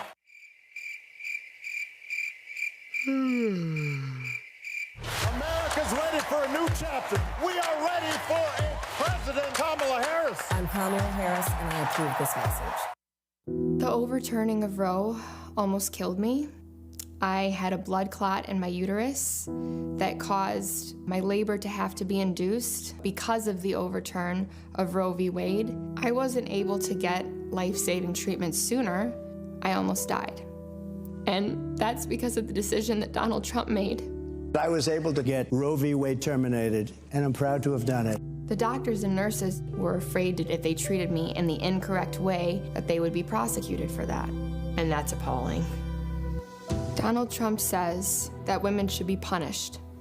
Do you believe in punishment for abortion? There has to be some form of punishment. For the woman? Yeah. I believe that women should have reproductive freedom to make the choices about their own bodies. 4 more years of Donald Trump means that women's rights will continue to be taken away one by one by one by one. This has to stop because women are dying. I'm Kamala Harris, and I approve this message. Hello, I'm Paula J. Parker. Truly proud on the Proud Family, Louder and Prouder on Disney+.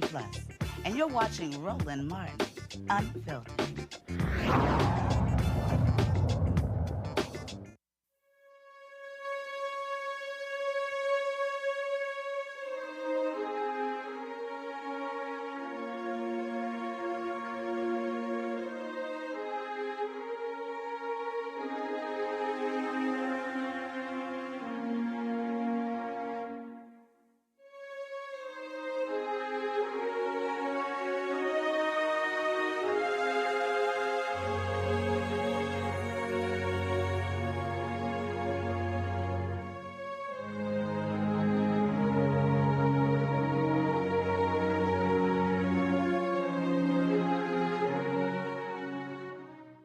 William Bill Lucy, one of the most prominent labor leaders in U.S. history, is now an ancestor. Lucy was the Secretary-Treasurer of the American Federation of State, County, and Municipal Employees for decades. He played a significant role in the 1968 Memphis sanitation strike. He also founded the Coalition of Black Trade Unionists and assisted in defeating and dismantling South African apartheid.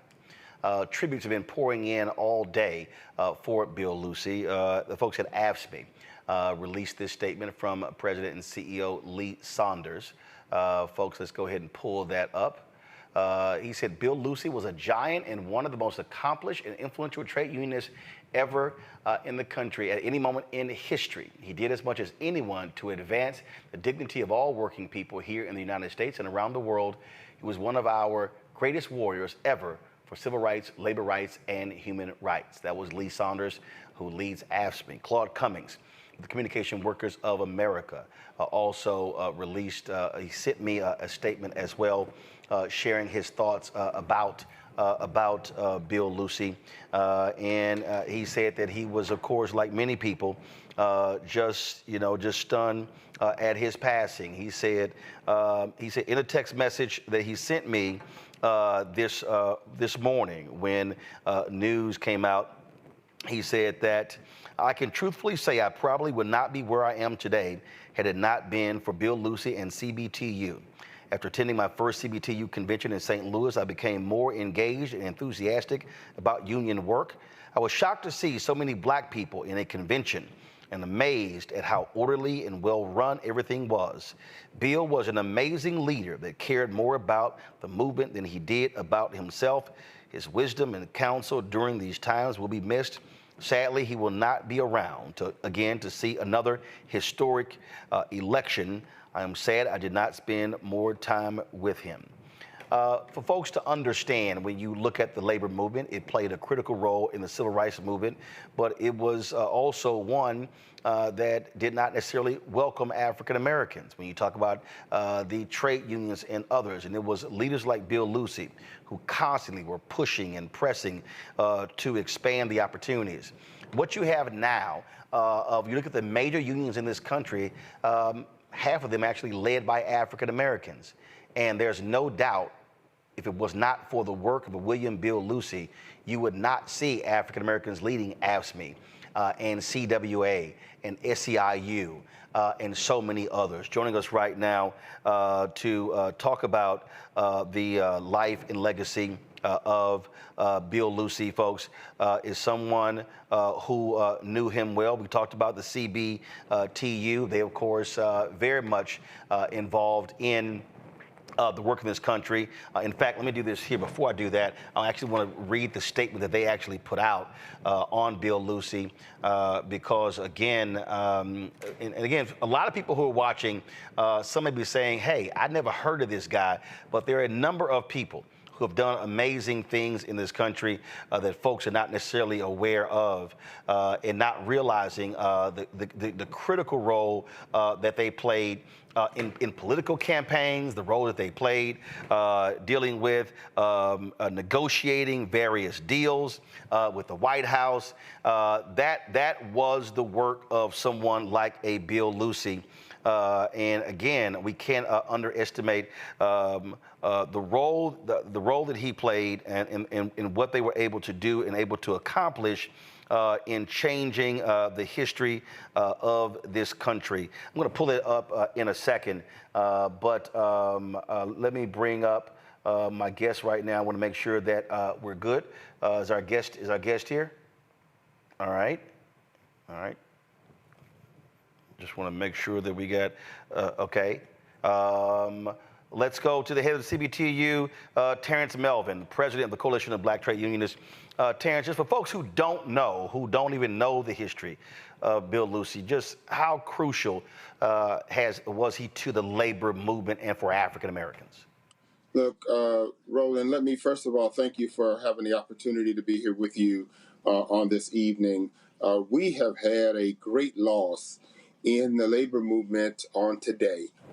We have lost the conscience of the labor movement. For over 7 decades, Bill Lucey has been the one that has been pushing the labor movement to do right by black people, to make sure doors are open for black people within the movement. He has been in the halls of Congress. He has been at the White House over the last 7 decades to make sure that the plight of our people, black people, was looked out for, not only just Roland in this country, but his issues were international in scope. He was the president of the Public Services International Union in 1994. He was elected to that position, which is the largest public employee federation in the world.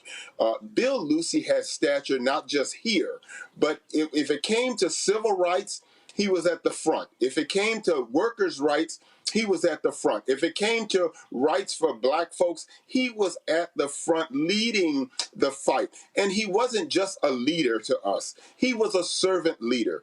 Bill was always there to not see what he could do for himself, but what he could do for others. So we are truly mourning the loss of a great person, a great leader in our movement, in our society, with the loss of Bill Lucey going to the ancestors on this morning. This was the statement that sent out. The great William Bill Lucey passed away quietly this morning at his home in Washington, D.C. He was comforted by his family, who asked for privacy and patience to process their profound grief and loss. Bill, who was 2 months shy of his 91st birthday, had been battling a series of health challenges.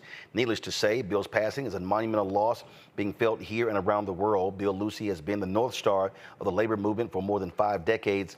So many, including CBTU leaders across the country, have stood on his shoulders to reach their dreams. Today we grieve, but we also show an abundance of gratitude to have had Bill Lucey in our lives for so long. Bill's family is in the process of finalizing the program and arrangements for his homegoing services. We will share the information with you as soon as it is completed. Please keep the Lucey family in your prayers. When you talk about, again, his impact, he never actually retired from the labor movement. No, not at all. He stepped down in 2012 as president of the Coalition of Black Trade Unionists, and I assumed that position at the time with his blessing. And although he stepped back from that position, he remained a great counselor and a mentor to many of us. As you read from Claude Cummings to other black labor leaders in this movement, we realize, Lee Saunders, we realize that we would not be in the positions that we are in today if it was not for Bill Lucey. Quietly, many times, behind closed doors at many times, but knocking down doors and making ways for us, and not being quiet, but stepping up and doing what was just and what was right for all of us in the movement. So no, he never retired.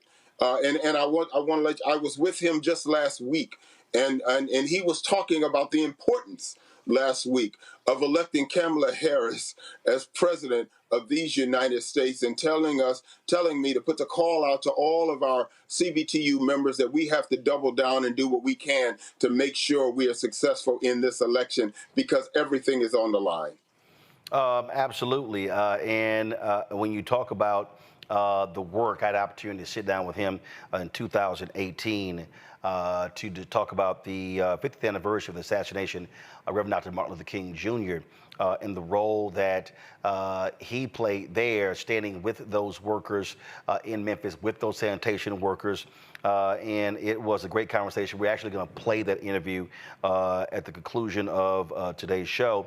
But we're talking about, again, someone who put it on the line. I talked about the African American leaders who now head labor unions. April Verrett is the leader of SEIU. She put this out: the SEIU family is deeply saddened by the loss of Bill Lucey, a true visionary whose work paved the way for millions of workers to have a voice on the job and in society. Our thoughts are with his family and our partners at AFSCME. Bill's legacy is alive in every fight we wage today. His understanding that worker power and racial justice are inextricably linked guides our union's approach to the challenge of the 21st century workforce. His work with the Coalition of Black Trade Unionists helped pave the way for other black leaders, including myself, and inspires us as we continue our work to build a more inclusive labor movement.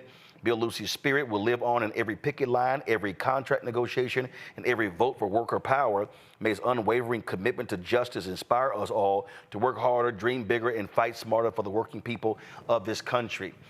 There are some folks, Terrence, who are watching who may say, again, I never knew him, but the reality is There are people whose pocketbooks have been impacted by his work because of the battles that were won for African Americans in unions and also non-African Americans.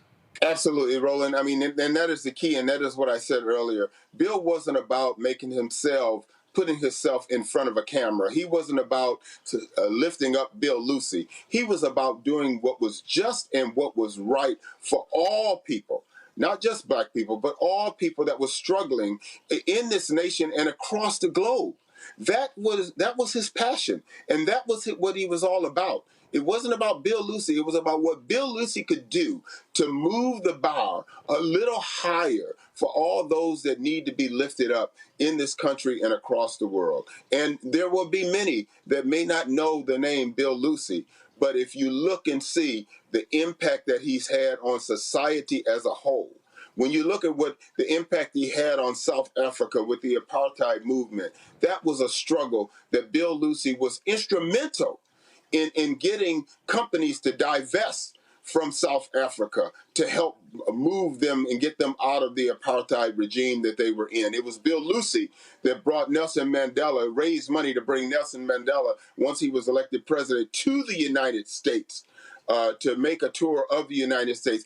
Bill Lucy was doing these things, and he didn't have his name right up front tagged on it. He just did it behind closed doors, and he just made things happen. So there's so many people in this country that will not or may not know the name Bill Lucy, but will not understand that there's things in their homes, in their lives that are truly impacted by Bill Lucy.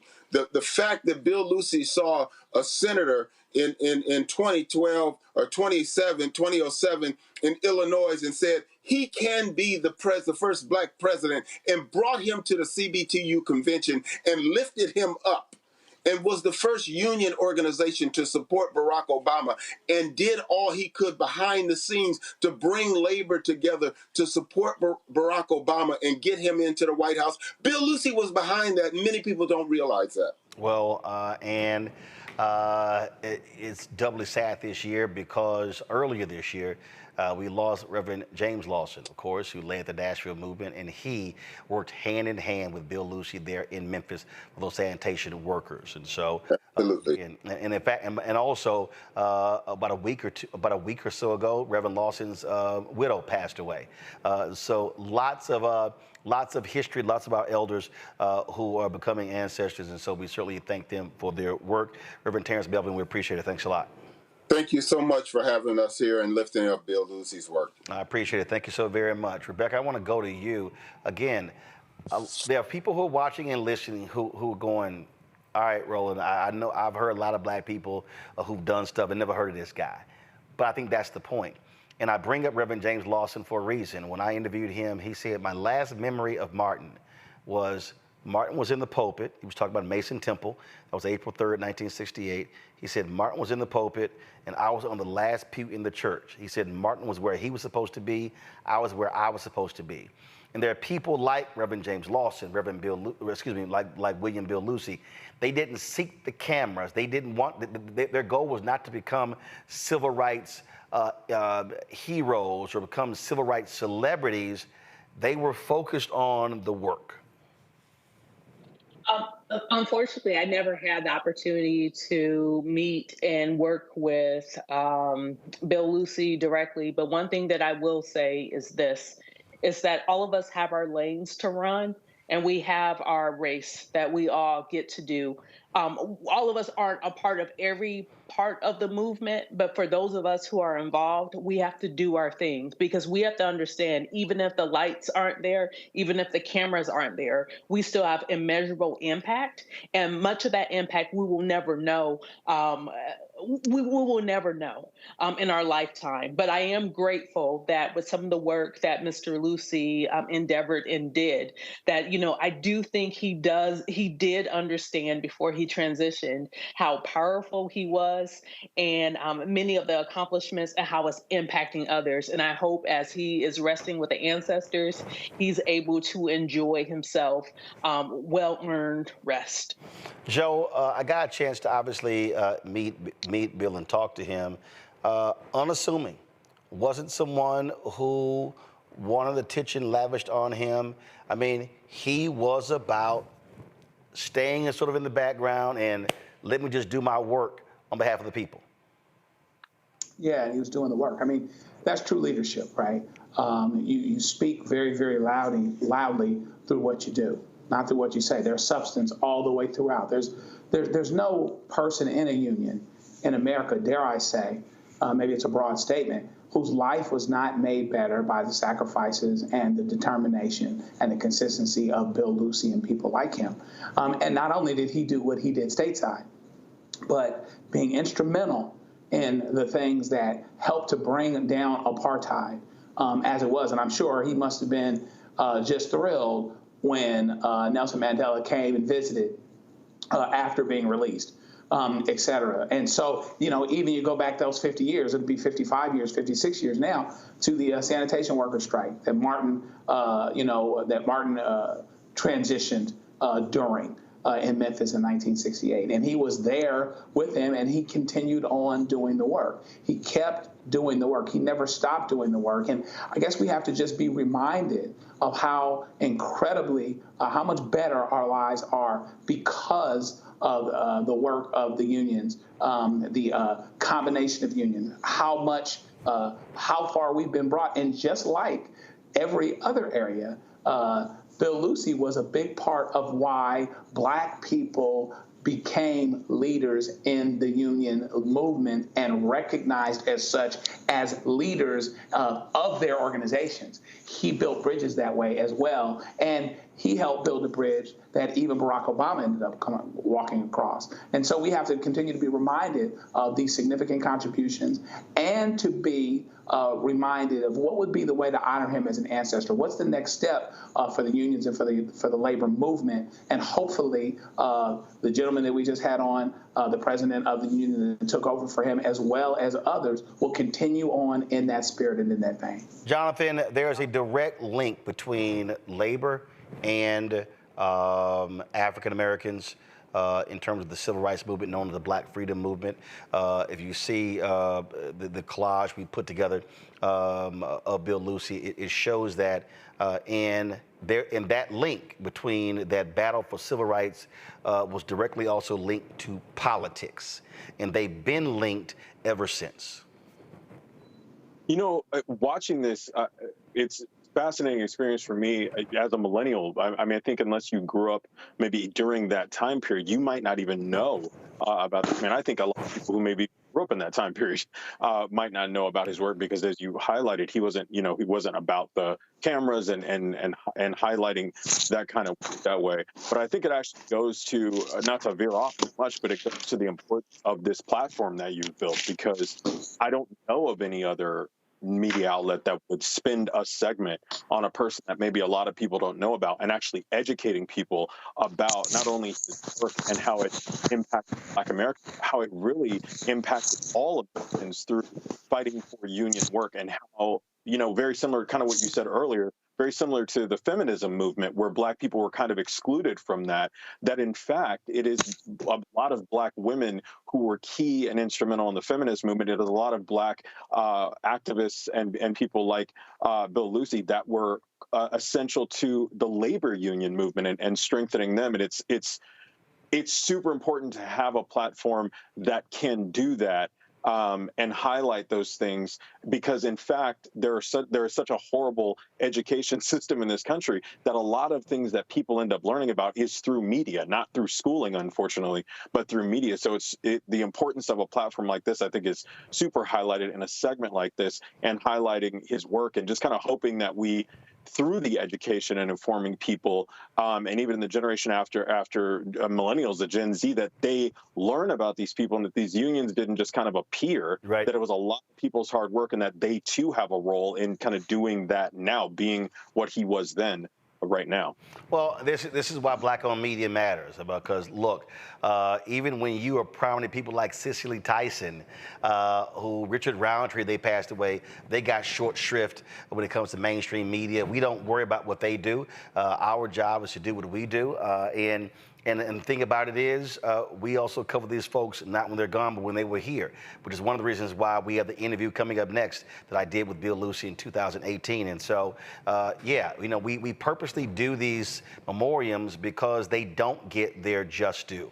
And then people are then able to go to our app, they're able to go to our YouTube channel where they can see these things to get a better understanding of these giants that have done a tremendous work in our community. And so, Jonathan, Rebecca, Joe, let me thank all three of you who've been on today's panel. I certainly appreciate y'all being on today's show.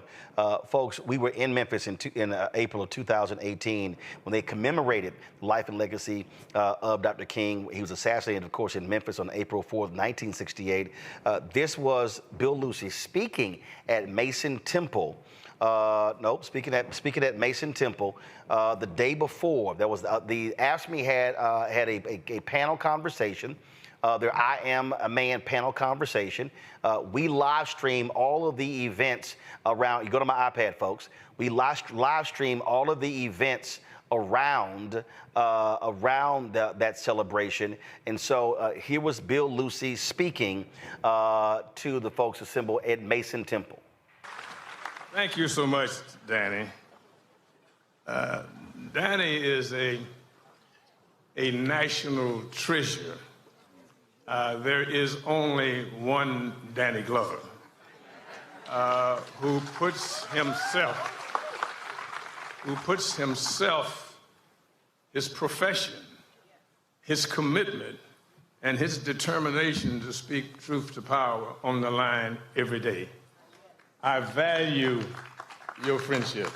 I value your friendship.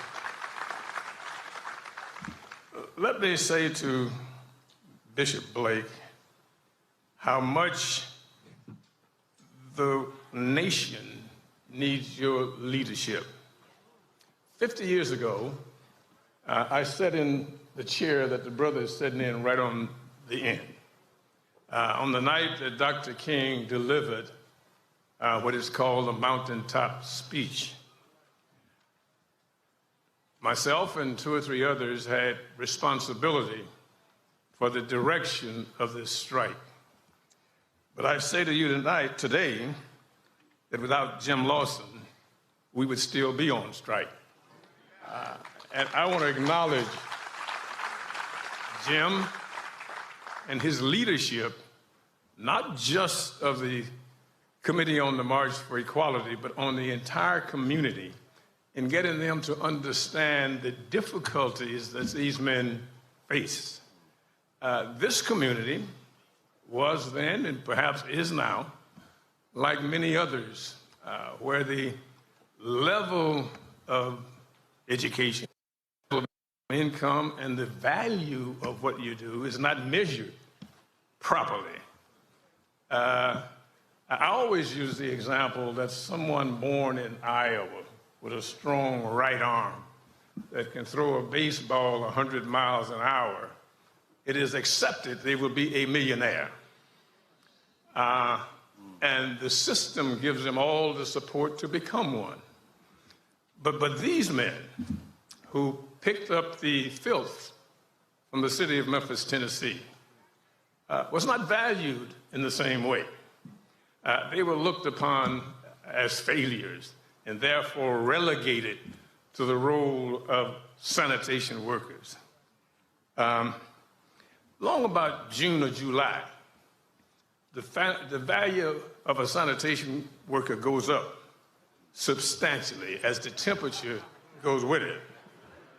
And this city and every other city needs what they do without question. So to Baxter Leach, who walked every day, to Elmore Nickelberry, who paid his dues behind a garbage truck, to Mr. James Riley, who came in from Chicago to be a part of this.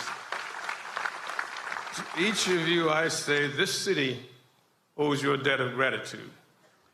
And this week is about reflecting on that and talking about how valuable it was, it is, and it will be in the future. Danny, I truly want to echo the sentiments that you reflected earlier. I feel honored to be here, to have been allowed to be a part of the struggle of these men is really a benefit that's hard to measure. The sanitation strike, as Jim pointed out, of 1968, brought to light one of the central problems in this nation and one of the great contradictions of our founding documents and our system of government. For 1,300 sanitation workers here in the city of Memphis and millions more like them across this nation, the issue of life, liberty, and the pursuit of happiness is fake news. Real fake news.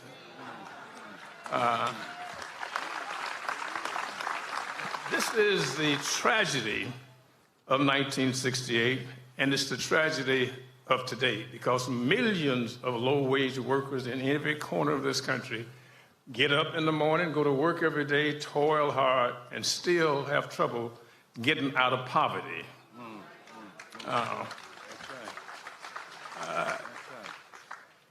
83 years ago, Franklin Delano Roosevelt gave to workers the National Labor Relations Act, which gave the opportunity to organize and bargain collectively to well-paid workers today. But to low-wage workers and public sector employees, they are almost specifically excluded from the benefits of bargaining collectively. We have men and women working 1, 2, and 3 jobs, just trying to keep the lights on.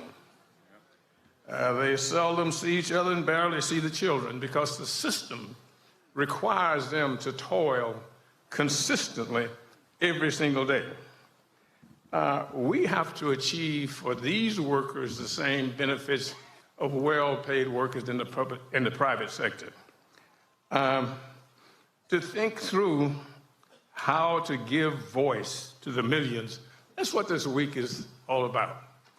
To exchange ideas, to bounce ideas off of each other, is how we will come to what we must do in this environment.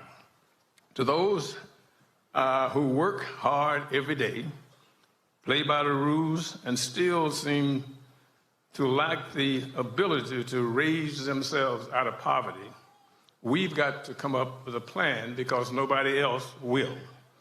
So when I say to Bishop Blake, you are a godsend, to partner with Lee Saunders and the American Federation of State, County, and Municipal Employees on this mission is really what low-wage workers and poor folks been waiting for a long time. And as Jim made the point, organized labor, we got to find out where the church is at before we get in trouble. We can't show up when we got a problem. We got to show up when the church got a problem. We got to show up when the community has a problem. Because together, we can alter the course of this nation. Out of our reality, we are being brought face to face with the vision of Dr. King. Dr. King said that labor and religion are 2 of the most powerful elements in our society. Yet we have never used the power of both to the benefit of all. We are at that point now, and it's not like we got a lot of options. We are solid trade unionists, and every union that is in this room has its own mission. And ours, it seems to me, is to make sure that the wealth of this nation is shared with the least of these in this nation. I joined this union many, many years ago on the hope that we could make a contribution to the improvement in the quality of life of people around us. And I think we have. We are, as the situation says, we are our brother's keeper. And so when our community is in trouble, we are in trouble. We are, and we have to ask ourselves, what do we bring to the table? As trade unionists, we bring the skills and abilities of trained and disciplined workers. So the question becomes, where are we? Where are we when the zoning commission is approving a liquor store on every corner? Where are we? Where are we in that discussion? Where are we when the planning commission meets and does damage to our community? Where are we? In our staff and mix, we've got some of the greatest professionals you ever laid eyes on who have the skills and abilities to compete with everybody downtown. When and where do we intervene and have input as our community needs parks and recreation for our children? Where are we when they're building more units than our neighborhoods and our schools can accept? I mean, are we quiet and silent, looking out after our own interests? We ought to be in the mix, fighting for and with the communities that we come from. Now, we know that every now and then we get 2 paychecks ahead and move out the neighborhood. But let me suggest to you that we are fundamentally 1 paycheck from the station that our friends and neighbors are when we leave. We don't have to be given a data report on low-wage communities. We can spot them when we drive by. We have a moral obligation to fight with those communities to improve themselves and the quality of life within them. Now, every now and then, like now, we have those who say, well, we just got to give up. Ain't no point in fighting back now. Trump is the president. Trump is not our problem. Yeah. These problems existed before Trump.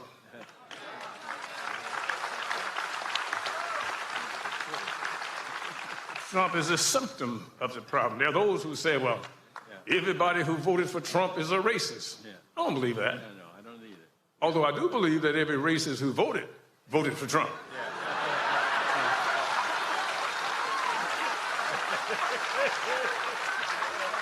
Amen. That's right, So we as a movement have a moral responsibility to raise these questions. Our growing role as trade unionists is to do what we do best. That's organize, organize, and organize across our communities and their ways. And I know we have to, as trade union leadership, every now and then measure the return on investment. The return on our investment is the growing power in our community that is prepared to help us help ourselves. So those of you who come from major unions, who come from those institutions who are committed to social justice, the church and an alliance with us, we can change the environment we live in. So this week is about exchanging ideas, sharing visions and views, and making sure that we leave here with a true commitment to live out Dr. King's dream. Thank you so much. Again, folks, that was William Bill Lucy speaking 6 years ago in Memphis at Mason Temple, of course, where we were commemorating the anniversary of the death of Reverend Dr. Martin Luther King Jr. When we come back, you will hear my interview with Bill Lucy from 2018. We talk specifically about the sanitation workers' strike. He takes you inside what took place. We talked about who came up and how they came up with the phrase, I am a man. He talks about Dr. King coming to Memphis and what that strike was all about. It is an interview you do not want to miss. If you want to understand history, understand the role that he played, you want to be sure to check that interview out. Folks, we're going to go to a break. We'll be right back for our tribute to William Bill Lucy right here on Roland Martin Unfiltered on the Black Star Network. He told us who he was. Should abortion be punished? There has to be some form of punishment. Then he showed us. For 54 years, they were trying to get Roe v. Wade terminated, and I did it. and I'm proud to have done it. Now Donald Trump wants to go further with plans to restrict birth control, ban abortion nationwide, even monitor women's pregnancies. We know who Donald Trump is. He'll take control. We'll pay the price. I'm Kamala Harris, and I approve this message. Bob and I both voted for Donald Trump. I voted for him twice. I won't vote for him again. January 6th was a wake-up call for me. Donald Trump divides people. We've already seen what he has to bring. He didn't do anything to help us. Kamala Harris, she cares about the American people. I think she's got the wherewithal to make a difference. I've never voted for a Democrat. Yes, we're both lifelong Republicans. The choice is very simple. I'm voting for Kamala. I am voting for Kamala Harris. In 2016, Donald Trump said he would choose only the best people to work in his White House. Now those people have a warning for America. Trump is not fit to be president again. Here's his vice president. Anyone who puts themselves over the Constitution should never be president of the United States. It should come as no surprise that I will not be endorsing Donald Trump this year. His defense secretary. Do you think Trump can be trusted with the nation's secrets ever again? No. I mean, it's just irresponsible action that places our service members at risk, places our nation's security at risk. His national security advisor. Donald Trump will cause a lot of damage. The only thing he cares about is Donald Trump. And the nation's highest-ranking military officer. We don't take an oath to a king or a queen or to a tyrant or a dictator. And we don't take an oath to a wannabe dictator. Take it from the people who knew him best. Donald Trump is a danger to our troops and our democracy. We can't let him lead our country again. I'm Kamala Harris, and I approve this message. IVF is a miracle for us because it allowed us to have our family. After having my daughter, I wanted more children, but my embryo transfer was canceled 8 days before the procedure. Donald Trump overturning Roe v. Wade stopped us from growing the family that we wanted. I don't want politicians telling me how or when I can have a baby. We need a president that will protect our rights, and that's Kamala Harris. I'm Kamala Harris, and I approve this message.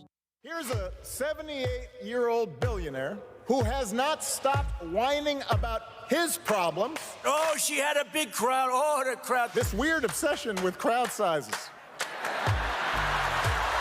It just goes on and on and on.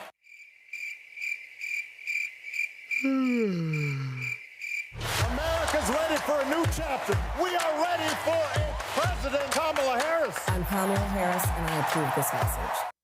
The overturning of Roe almost killed me. I had a blood clot in my uterus that caused my labor to have to be induced because of the overturn of Roe v. Wade. I wasn't able to get life-saving treatment sooner. I almost died. And that's because of the decision that Donald Trump made. I was able to get Roe v. Wade terminated, and I'm proud to have done it. The doctors and nurses were afraid that if they treated me in the incorrect way, that they would be prosecuted for that. And that's appalling. Donald Trump says that women should be punished.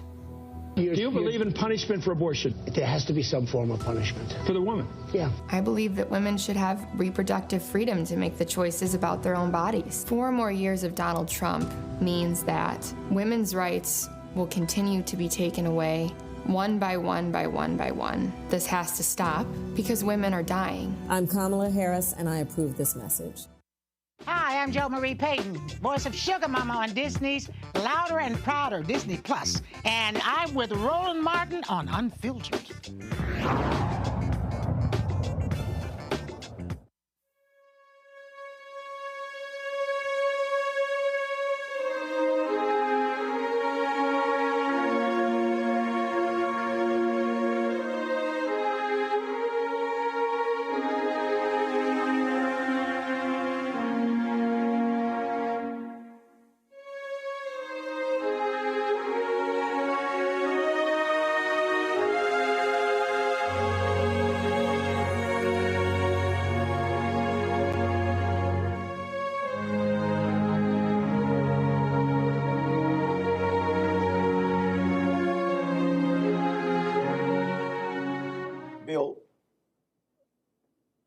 Being in here, being Memphis, the meetings, the conversations, all of these things, what does it bring you back to?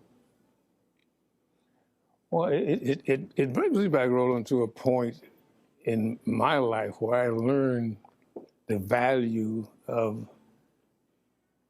men who worked hard, yet the system denied them an opportunity just to be men. And I look at the photographs on the wall and think back as to what these men risked just to be treated with respect and dignity. And for me, it made the argument that I was one of the lucky ones. Really sort of standing on their shoulders, having an opportunity to not only help them be better men, but helping workers in general understand what it meant to struggle for just an opportunity to raise a family, to be a breadwinner, and to be treated with respect and dignity for the work that you did. And that's an incredibly humbling experience. But it also provided me with an opportunity to be able to talk this message and take this message and this movement to other people in other places. Where were you, in 68? Were you based here? Were you working elsewhere? How did you come to play a role in the sanitation workers strike and what was happening in Memphis? I was assigned here from Detroit, Michigan, the day of the strike. I arrived here the night of the 11th and was on the line with the men as they decided not to go to work the morning of the 12th. So from day one, I was here. The strike lasted 67 days. I had the highest parking bill for short-term parking in the history of the organization. I parked at the Detroit airport short-term because it looked like it was only be 2 or 3 days. I came back 67 days with a $500 short-term parking bill. So, this was for not just black workers, but the lowest paid of black workers, an incredible struggle that they decided to take. It was not something that the union decided for them. They had simply spent enough time working with a lack of respect that they felt themselves they were entitled to, and they decided what they were going to do. And in contrast to a lot of the glory statements, what they said was, we want two things. We want to build a union, and we want the workers to afford that union so it could do what we wanted it to do. And that was the story that underlined this whole struggle. And for myself and other staff people, we learned a valuable lesson from them.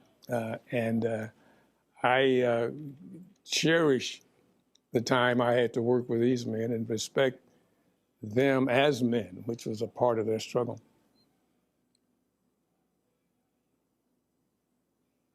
What was it about them that was different than other folks you work with who were trying to fight for their labor rights? Was it something different about them? There was something fundamentally different about them. There's that piece in the Bible that talks about the poor being with you always, but nobody ever said they're going to be the same group. These were men who recognized that they had a job to do. They was proud to do it. They had families to raise. They were committed to raising their families with all of the difficulties that they experienced. They simply wanted to be treated as men and respected for what they did. There's an incredible religious community. Men committed to showing up every morning, working very hard, irritated by the fact that they couldn't get a simple problem solved. We weren't talking about 50 cents more an hour or $5 more. We were just simply talking about the issues that generated disrespect in them as they worked. And they felt that the organization they were trying to form would really give them help in addressing some of these issues. I mean, they didn't think it guaranteed victory, but they thought that it gave them a voice in those decisions that affected their work life. And ultimately, I guess, their social life also. Where did the I am a man come from? Well, we were about 3 to 4 weeks into the strike. This was not an economic strike. This was a strike about respect and about being treated with dignity. And because when I talked to someone, they said they couldn't take bathroom breaks, they couldn't take it was several things they talked about. They had nothing. That wasn't about money. No, they couldn't wash up. At the end of the day, they had to go home just like they had worked all day. There was no such thing as lunch breaks. I mean, you had to. It was just a bad situation. We reflected, and not only poor management, but poor acceptance of the responsibility of management. And these men were paying the price for those who supervised them, lacking either in commitment or sensitivity.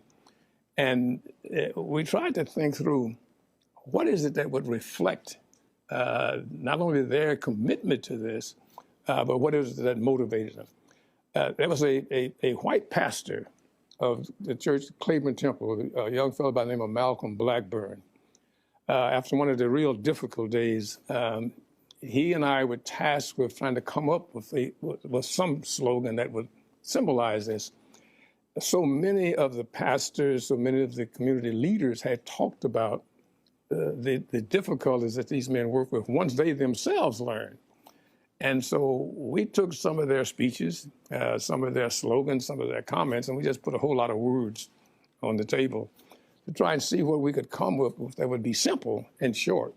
So after maybe 2 hours worth of working with it, we came up with the slogan, I am a man.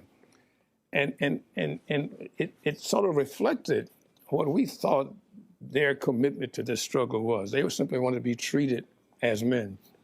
And, you know, across the South, you could go from boy to uncle to grandpa without ever landing on the position of man. And so when we put that on a sign, we had a march scheduled for the next day. We came up with that sign the night. The sign was printed in the print shop of the AME church. So when men saw them the next morning, folks were running, I want a sign like that. I want that kind of sign to put around my neck when we march. So why the underline of am? Well, speaking personally, I am. And if you think for a moment, these are the lowest of the low paid. These are garbage men. I made friends with a fellow by the name of Ed Gillis. He had worked for the city for 20 years. He earned $7.80 a day. He wasn't complaining about it. I mean, he was much more committed to getting a resolution to a today problem. He'd worry about the rest of it later on. But it gave him a sense of pride. And for the work that they did, they simply want to be respected for it. And I had an interview with a reporter, and I said, when's the last time you told your garbage man thank you? You know, when is the last time you told him you appreciate what he does? And folks said, well, I never thought about it. And that was almost symptomatic of the conditions that these men had. And that was across the city. It wasn't uniquely to the white community or the black community. They didn't get respect from anybody because nobody understood what they did. Most of us, we put the garbage out back and we figure it just disappears. And the fact that they wanted to be respected for what they did and to be treated as a man. And that became a piece of glue that you couldn't change to this day. You said that these men, if y'all asked them to run through a wall, they would say, okay, let's go. I mean, they were so committed to forming their union because they had developed among them the belief, not that the union was going to win everything for them, but at least they would have a voice. They didn't have Yale degrees or Harvard stuff. They were just plain workers. Most of them out of the South, most of them old before their time. I mean, this kind of work makes you old before your time. And they didn't have any misunderstanding about what was possible. They simply wanted an opportunity to be treated with decency and dignity. And when we developed the slogan, I hate to say, we probably could have ended the strike the next day because they felt just that proud of their commitment to this. We had to have a conversation with them because they had grown attached to this sign. We said, look, if we're going to proceed on this, what we want you to do is go home and talk to your wife. Tell her what you're doing, and then tell her what you think you're doing. And if she agrees with you, we'll see you tomorrow. Because this is not going to end like that. And so everybody who came back said they had had that discussion. Now, I'm not convinced that everyone did, but at least they felt comfortable that they had their support mechanism at home in order. They were prepared to go the long term on this. And for us, what we brought to this was just a semblance of support to help them not only think through the issues, how to plan for what we thought was going to be some pretty tough days. And everywhere we see the signs, I am a man, for the two of us, it's certainly for me, it's almost humbling that men who were so desirous of believing in themselves was prepared to take those kinds of risks. Does it bother you that every year when we approach April 4th, we forget what brought Dr. King to Memphis, and there's so much focus on him, rightfully so, but why he was here, and those individuals and their story and what they went through and what they experienced? Well, it doesn't bother me. It makes me, I think, try to understand a bit more. Dr. King may have been a great civil rights fighter and certainly a great preacher, but he was also a very strong trade unionist. He believed in the ability of folks to sit down across the table from whoever made decisions on their work life and be a participant in that discussion. And if you recall, Dr. King was really trying to put a face on poverty. And here you had the perfect example of the working poor, people who worked every day, yet had no way of raising themselves beyond their situation or beyond their circumstance. And it was a movement that he had long said was necessary, that labor and religion and the civil rights movement was two of the three of the most dynamic forces in our society.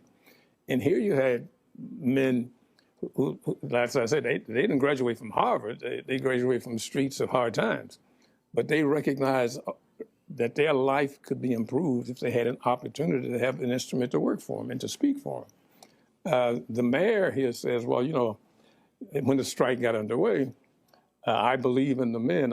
They can come and see me anytime. Well, you visualize a sanitation worker walking into the mayor's office to have a conversation about him, about his conditions of employment. It's silly. So they knew that unless they organized something that had the financial underpinning to speak for them, they were destined for a hard time. But they said, this is the time that we're going to do it. And I never regretted it.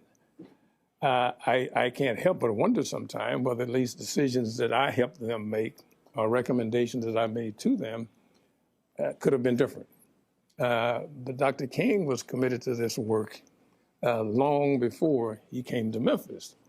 And the irony being that Memphis and the strike was in progress when Dr. King discovered what was taking place here. He was in Marks, Mississippi, I think, doing a rally on behalf of working poor there, and discovered Memphis. And his identification with it was important to the rest of the movement. But the two forces that he knew were strong came together in Memphis. I'm gonna come back to him coming here, your conversations, your experiences, and certainly his assassination. But what was it? Why have you committed your life to the unions and to trade unionists and to the working man and woman?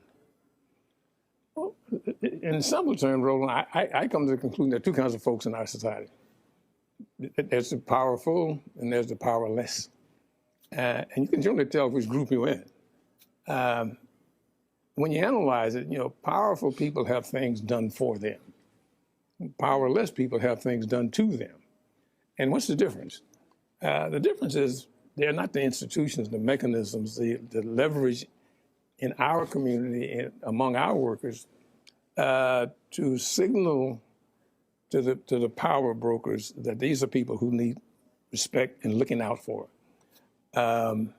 Across the South, the burden of the power structure keeping these institutions out of the hands of people who need them. And you can see it wherever you go. I mean, you can spot a low-wage neighborhood when you drive through it. And the reason it's low wage is because they have no way of gaining better wages, better benefits, social power, political power. And those are the things I think a trade union brings to workers in any setting that they work in. If you look at our nation as a whole, or the world as a whole, those people who have access to political power, to social leverage, to better conditions, have trade unions. Roosevelt in 33, 34, whenever, he recognized the imbalance of power also and created the National Labor Relations Act, and people got the right to organize. But even in his wisdom, he left a lot of people out. And the fact that he left a lot of people out, we're paying for some of that today. Workers who have high skills, who have access to training and preparation, life may be difficult for them, but it's not impossible. For workers like sanitation workers who have no opportunity to organize, no opportunity to be represented, no opportunities or the skills to appear before a commission or a board and tell their story, they have nothing. And my commitment to trade unionism is because it doesn't do things for them, but it creates space where they can help themselves do things. And I think, for me, the satisfaction comes from helping workers like this use their latent power to change their conditions, or to help workers across South Africa recognize that you can alter history by coming together and applying basic principles that even powerful people use. That is, you can use your strength to alter your conditions. Prior to him coming to Memphis, had you known Dr. King, talked to him, met with him? I had met with him once, had talked with him once, and we were discussing the same thing we're discussing now. How do we change the condition of the working poor? You've got millions of people who work in hospitals. They get sick, they can't even get into bed that they make up. We had talked once about a program in Chicago where hundreds of thousands of hospital workers, primarily black and brown, worked in the hospitals, yet they had no way to alter their situation. And when I say alter their situation, if you're earning average $1.35 an hour, I mean, you're not going to have a great life. You may survive. So what our discussion was is how do you merge, the civil rights movement and the trade union movement and interject the religious community and talk about their moral responsibility to help these people move towards a better life. And in Chicago, Dr. King ultimately created an organization called HELP, Hospital Employees Labor Project. And it helped them change their circumstance. And we weren't reinventing the wheel. We were doing what workers years and years ago did, whether it's mine workers or machinists or what have you did, to alter that situation. Now, we were also not misled that the trade union movement is no utopia. It has its shortcomings like everything else, but if it gave us an opportunity to get engaged, to get involved, to move up through the ranks of organized labor to the positions of power, that you could think through how to and where to bring organizational strength to organized workers. That was it, simple. And I became wedded to that idea. So I talked to Reverend Jim Lawson, and he said that the group decided we need to reach out to Dr. King and bring him in. He said he was tasked with making that call. Right. What was the reaction of these regular, ordinary men once y'all told them he's coming? You couldn't believe it. I mean, there was such a not only love for, respect for, but appreciation of the fact that Dr. King would identify with their struggle. And whether or not he talked about their specific situation, but just his moral authority and moral leadership would deliver a message to those who they believed held the power over their lives. And that went beyond just Memphis. Dr. King brought press no matter where he went, brought media, and the belief that if you can get the story of their strikers outside of Memphis, then perhaps other people would become sensitive to what they did. These were men who came up from the Delta, from West Memphis, or from Arkansas, who had worked a lifetime without any respect whatsoever. Like I said, this was not an economic strike. They simply wanted to find a way to resolve problems they had every day. We had a situation, Roland, where if the weather went bad, black workers in these areas were sent home. Everybody else stayed at work. If the sun came out and it stopped raining, they got paid. These guys lost a day's pay. You lose a day's pay and you make $7.80. That's a major setback. Mm-hmm. And so the question is just fairness. The question of the city being sensitive to the work that they did. And it wasn't just for them as black workers, this was them for all workers. And if Dr. King could help them get that message out, if he could talk to a broader audience, they saw that as a plus. What was it like? First of all, you clearly heard about him, heard about how he could sit in a room and listen to that side and listen to that side and listen to that side and then listen to that side, and then sum everybody's arguments up and then say, we're going here. What was it like to witness him in those meetings discussing tactics and what we should do next? Well, the thing that Dr. King had was this incredible respect from everyone. There may be disagreements, but it was a respect of his beliefs in the right thing to do. And so even among those of us here who were trying to think on a day-to-day basis strategies, there were disagreements. But in the end, you'd say, well, Doc, what do you think? And whether it's coming from the SCLC staff or coming from the local leadership through the organization Community on the March for Equality, or coming from the union. These are three different entities with three different levels of interest. Mm-hmm. But there was a respect for his views that guided everybody into a course of action. I mean, there was some of us there were some folks who didn't believe in the march, or marches, but they all acquiesced to Dr. King's view that we not only got to march, it's got to be nonviolent, but it's got to be focused on the power center and power structure that had the ability to change this.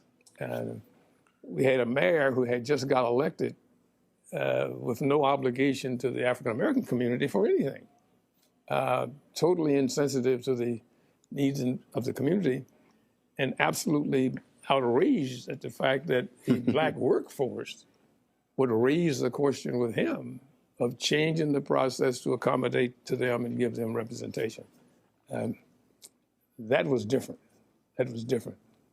You had the march that he led. It ends in violence. I've read numerous books that said that he was shocked, he was despondent, he was depressed. That literally when they took him to the hotel, where they put him under the covers in his clothes because he just could not believe what happened. And I talked to Janella Clayton and others, and they talked about just this tremendous strain and stress that was on him and his body in that last year. Did you see it? Did you feel it? Yeah, I was in the meeting when he came from the march to the Rivermont Hotel, as I recall. And he was physically, shocked by what he had. But we didn't understand at that time what were the forces beyond our control. And there are the folks who would argue, well, there was a young people who disliked his style. That may be partially true, But what we had were provocateurs whose mission it was to not only diminish his image in the eyes of the nation, but to disrupt this march in a way where the strike itself would be damaged, the demonstration of his lack of control and influence, and challenging the level of influence that the local community had in terms of moving towards a solution. And that's what happened, because all the press the next day, national media, oh my God, he's lost it. He can't control. He's no longer relevant or important. Right. And you had members of Congress speaking in Congress at his absence of influence any longer in demonstration to affect public policy. And he was troubled by that. He was troubled by that. It was just a short while after that, maybe 6-8 months after the strike ended, Senator Frank Church held a set of initially unrelated hearings. When we learned about some of the influences that were put to play in the strike right here in Memphis. And it's interesting reading. And the men were more determined than ever to continue their struggle. I believe that was on about the 28th of March. And what went unnoticed, young fellow, 16-year-old, killed by the Memphis police, unrelated to the strike, but included with the strike issues. These were really very difficult times. And the men began to understand that their struggle was a part of a much larger struggle. I've heard the 43-minute and 16-second speech he gave April 3rd, Mason Temple. If I'm correct, he shouted you out in that speech. You were there. Yes. From your perspective, describe that night, that experience. It is, that was probably one of the worst nights. Weather-wise, emotions were high. Dr. King was tired, a little bit beaten up. And he really did not want to speak that night. Ralph Abernathy was the so-called principal speaker. And Ralph gave a tremendous presentation, but people wanted to hear Dr. King. And they charged somebody with going and getting Dr. King. I think he was trying to rest, but he got up and came over. And he gave what has come to be known as the mountaintop speech. And you could tell, at least you could assess that he was tired. But he saw the crowd that night. He saw the recognized need for him to say something to these people. He must have had 18,000, 20,000 people. The church was at Mason Temple. And he summoned up all of his preaching skills and his analytical skills to talk about the conditions that were in front of us. And, I mean, it was just an unbelievable night. And I personally, we will not forget it. It was one of the high points of listening to social and political rhetoric. It was just a tremendous presentation. And people went out of the church ready to march, on April 5th. And I think they probably would have marched through brick walls and anything else, but it was a motivating speech preparing them for the march that was going to take place. Were you surprised at how focused he was on economics in that speech? Because he talked about boycotts. He talked about redistributing the pain. He talked about how SCLC put money in a black bank. He talked about, again, what frustrates me is most people have heard the last 3 minutes of that speech. But to hear the totality of this 43-minute speech, where he has a laser-like focus on economics as the future pathway for African Americans. No question about what he had concluded, that there's a power system that perpetuates itself and keeps people in these conditions. And he talked about, as you said, all of the ways in which you force that system to become engaged in relieving the problems and pressures on the working poor. And as you say, he's talked about the boycotts and the movement of money and the deposits of money and all of the ways in which you can put pressure on the system to force it to become engaged in relieving the problems. It was one of the, I think, more dramatic speeches I've ever heard.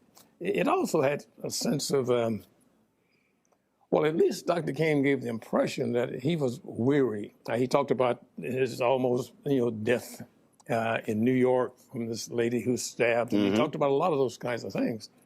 And then as he began to wrap the speech up, and I think he was talking to the people who had urged him to come over, and he was maybe reluctant at first when he talked about the man who was injured along Jericho Road, and the fact that other people stopped by and asked the question, should I stop? Should I keep going? And he said for him, the question was, what will happen to them if I do not stop? And it pulled all of these things together and reminded some of us of why this struggle was taking place. Because this was not a normal kind of strike that trade unions or community movements identified with. And we certainly thought clearly that we're here until the end. I mean, you cannot walk away from this. You can't sidestep it. And he made all of that clear in his speech. And I for one, think that Dr. King had finally I shouldn't say finally, but had identified some of the root problems and root causes of problems that perpetuated the poor, where you had a situation where incredible wealth and incredible poverty lived side by side, with no embarrassment from the rich. And he saw the working poor as the future work because it involved the economic struggle that he had begun to think seriously about. April 4th. What were you doing that day? What was the day like? Oh, yeah. Every day was a day of mobilization. We would meet with the men to the degree if there was any progress. We'd report on what that was. If there were any unusual things happening, fill them in on that. If there are any questions they had or decisions they need to make, to try and get that done. But everybody was mobilizing for the march. But you also had a court hearing that day, if I'm correct. Yeah, that was a series of injunctions. But SCLC took responsibility for dealing with the injunctions. Andrew Young and James Orange and some of the other fellows and their lawyers took responsibility for the court because the court had enjoined the march. It had not enjoined the mobilization and community action work that we were doing. So that day goes along. You go throughout the day, you get to the evening. Where are you? I'm at the headquarters building of what was called then the minimum salary building of the AME Church, which is a building next door to where our mobilizing headquarters were, which was Cleveland Temple. In the evening, I lose track of the time, but the word came over the radio that Dr. King had been shot on the balcony at the Lorraine Motel. And among all the unbelievable things that you just refused to accept, this was one of them. So you hear this on the radio? So a co-staffer and myself, we were like 5 minutes from the Lorraine Motel.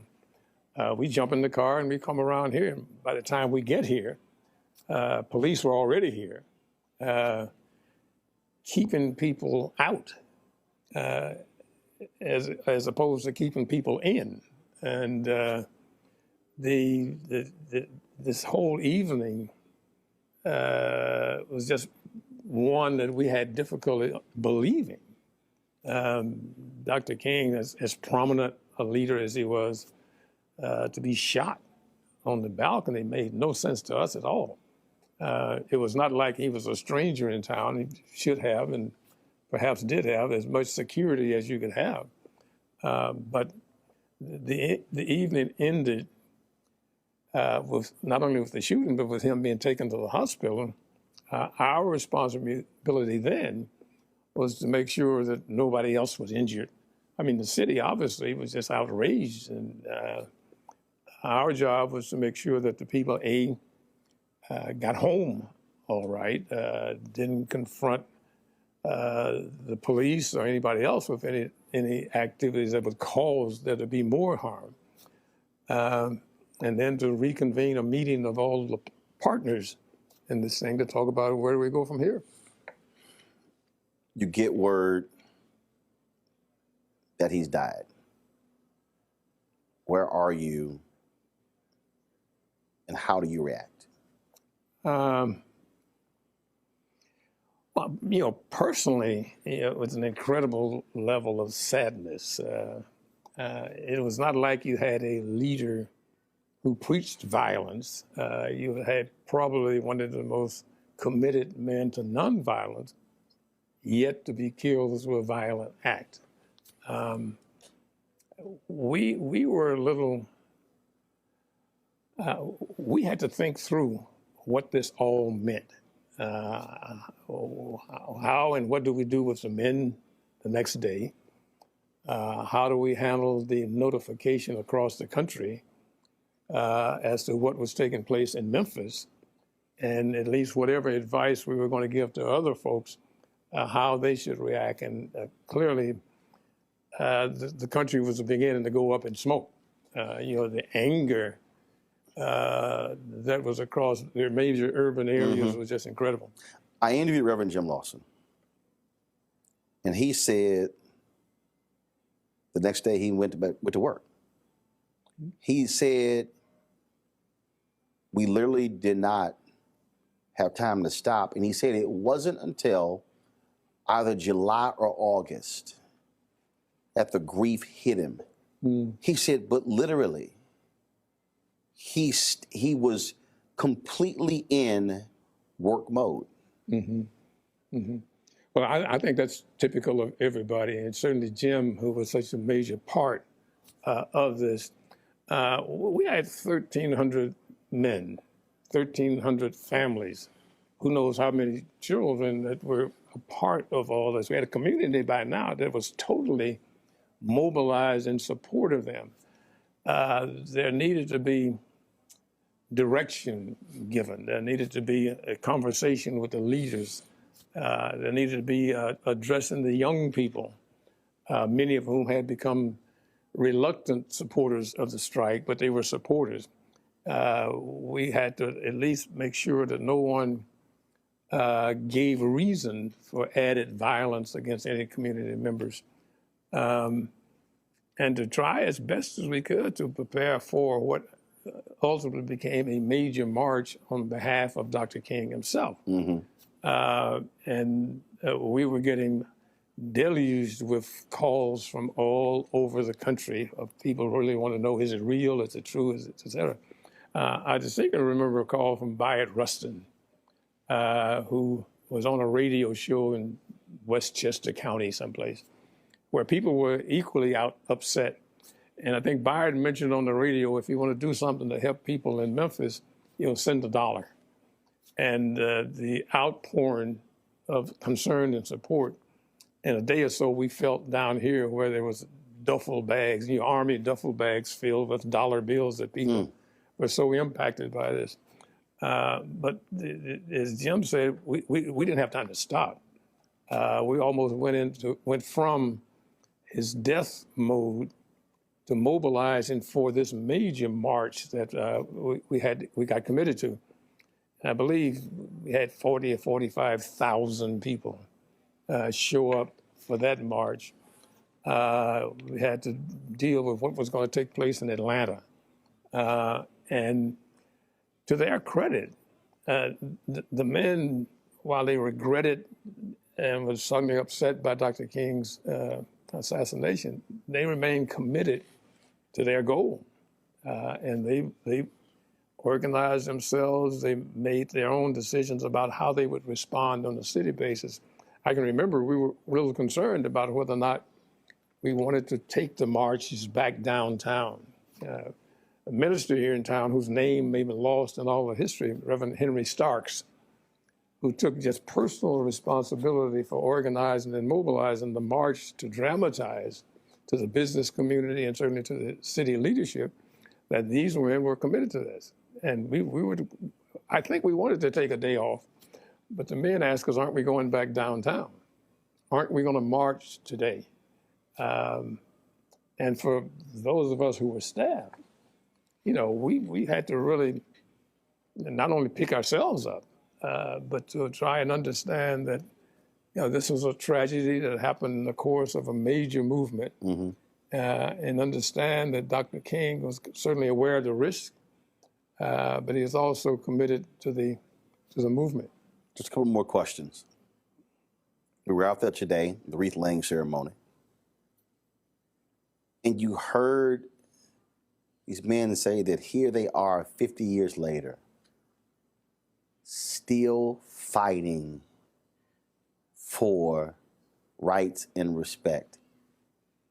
So many people, I think, go, well, the march was successful, they got what they wanted, but the fact that they still have not been made whole. Right. That has to be angering to you. It is. Especially in a city that for the longest was black run.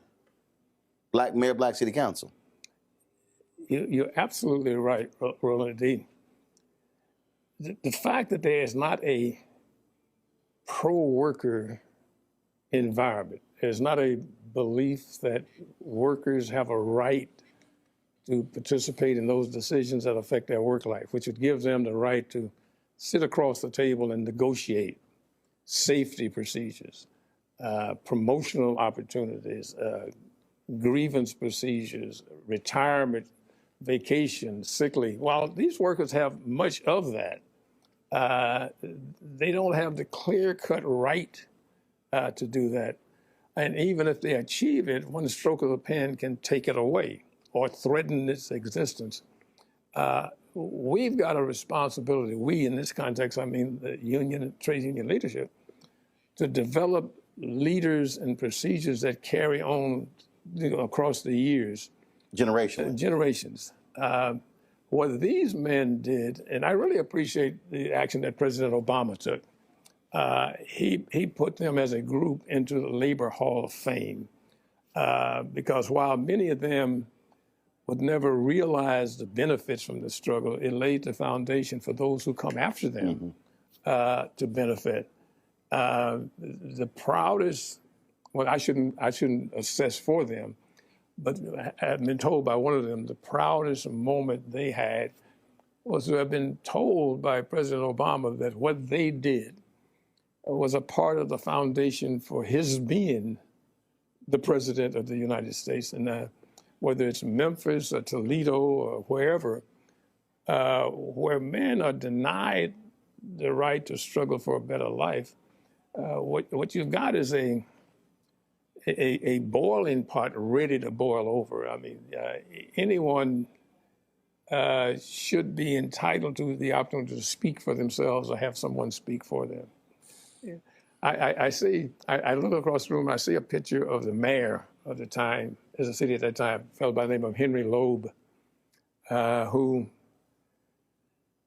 just had no idea what the city was moving towards.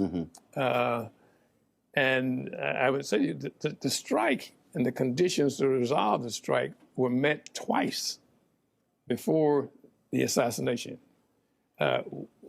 based on what the men were asking for and what the city, through the city attorney, was prepared to accept were met a half hour after we met in the mayor's office. The mayor assigned his city attorney and his deputy city attorney to get with us and just sit down and put something on paper. We put it on paper, it met our needs, met their needs, they gave it to the mayor and he went berserk. I won't sit with these people and discuss their situation. I am the mayor of Memphis, Tennessee. I'm prepared to take the shirt off my back and give to them. They never understood that what they'd like to do is buy their own shirt. So we settled a strike twice. And the tragic loss, in spite of the fact that conditions were met, is what troubles you more than anything. And young people who are now a part of the process should know the history of what these men did to change the situation here in Memphis, not just in the workforce, but to educate them around their responsibility to continue, not just to struggle on behalf of themselves, but for their community. And Memphis ought to be a better place. Last question. Next to last question. We're in a period where labor participation is at its lowest. For African Americans, there's tremendous benefit to being in unions. Yet, for the last 30 or 40 years, Republicans or conservatives have been very successful at basically turning the word union into a vulgar name. Mm. How do you feel when even you hear younger folks when they hear union? Ooh, I don't want to hear that. Horrible idea. Unions are terrible. Unions are bad. They're obscene. Last thing I want is somebody controlling my money. Mm-hmm. I think one of the areas where organized labor has not done a good job is to talking about the role of organized labor in a democratic society. Many workers come into the workplace and the conditions that exist right now, benefits and et cetera, folks assume the employer gave them that out of their kindness they decided that they needed 3 weeks vacation or what have you, without knowing how you got to that point. So we have an obligation to talk to people, not describing the employer on a constant basis as an adversary, but talking about them and our role in a contested environment where the union is fighting for the needs of not just those people who are members, but for society as a whole. And that the union's role in that is to be doing the ongoing work and thinking through the needs of workers and families, to thinking about the programs and policies that make for a better, more fair, more equitable society. And if the argument is all about whether or not you're going to get a nickel more an hour, we're never going to win that argument.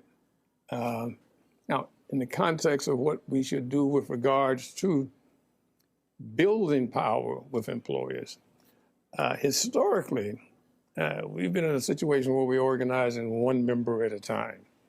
And the opposition has been able to define us as counterproductive, as opposition, as obstinate.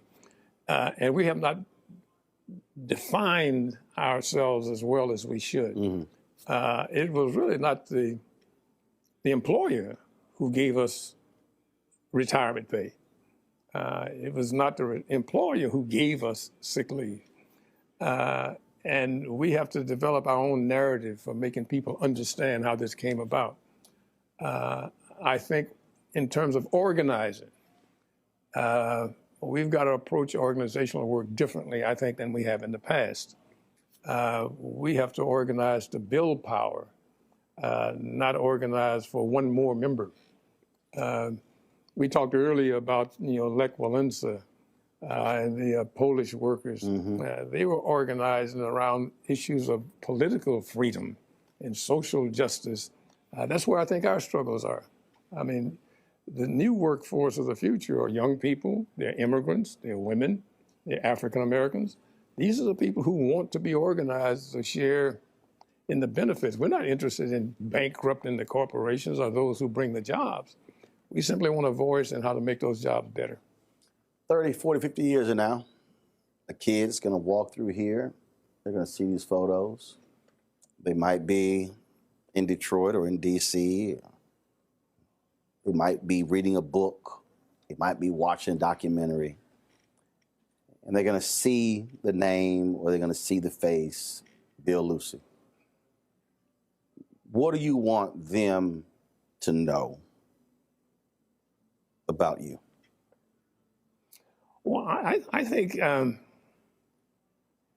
if anything, the lucky break that a Bill Lucy got was to be able to develop some understanding, some skills, a little bit of commitment that was valuable in helping others sort of find a way to join a struggle for a better life. To say to people, if you work together collectively, we can find ways and means of developing and focusing on the program that makes people's life just a little bit better. I think you're going to always have the inequities in wealth and income. The question is, can we bring enough folks together who have the kind of influence socially and politically to develop the programs that just make life a little bit better? There's an old saying by an old trade union is, what is it that labor wants? You know, a little bit of leisure, a little bit of recreation, some health care, a little bit of education, something to make us better people in the society we got to live in. And if they come to that conclusion, I'll consider my contribution to have been meaningful.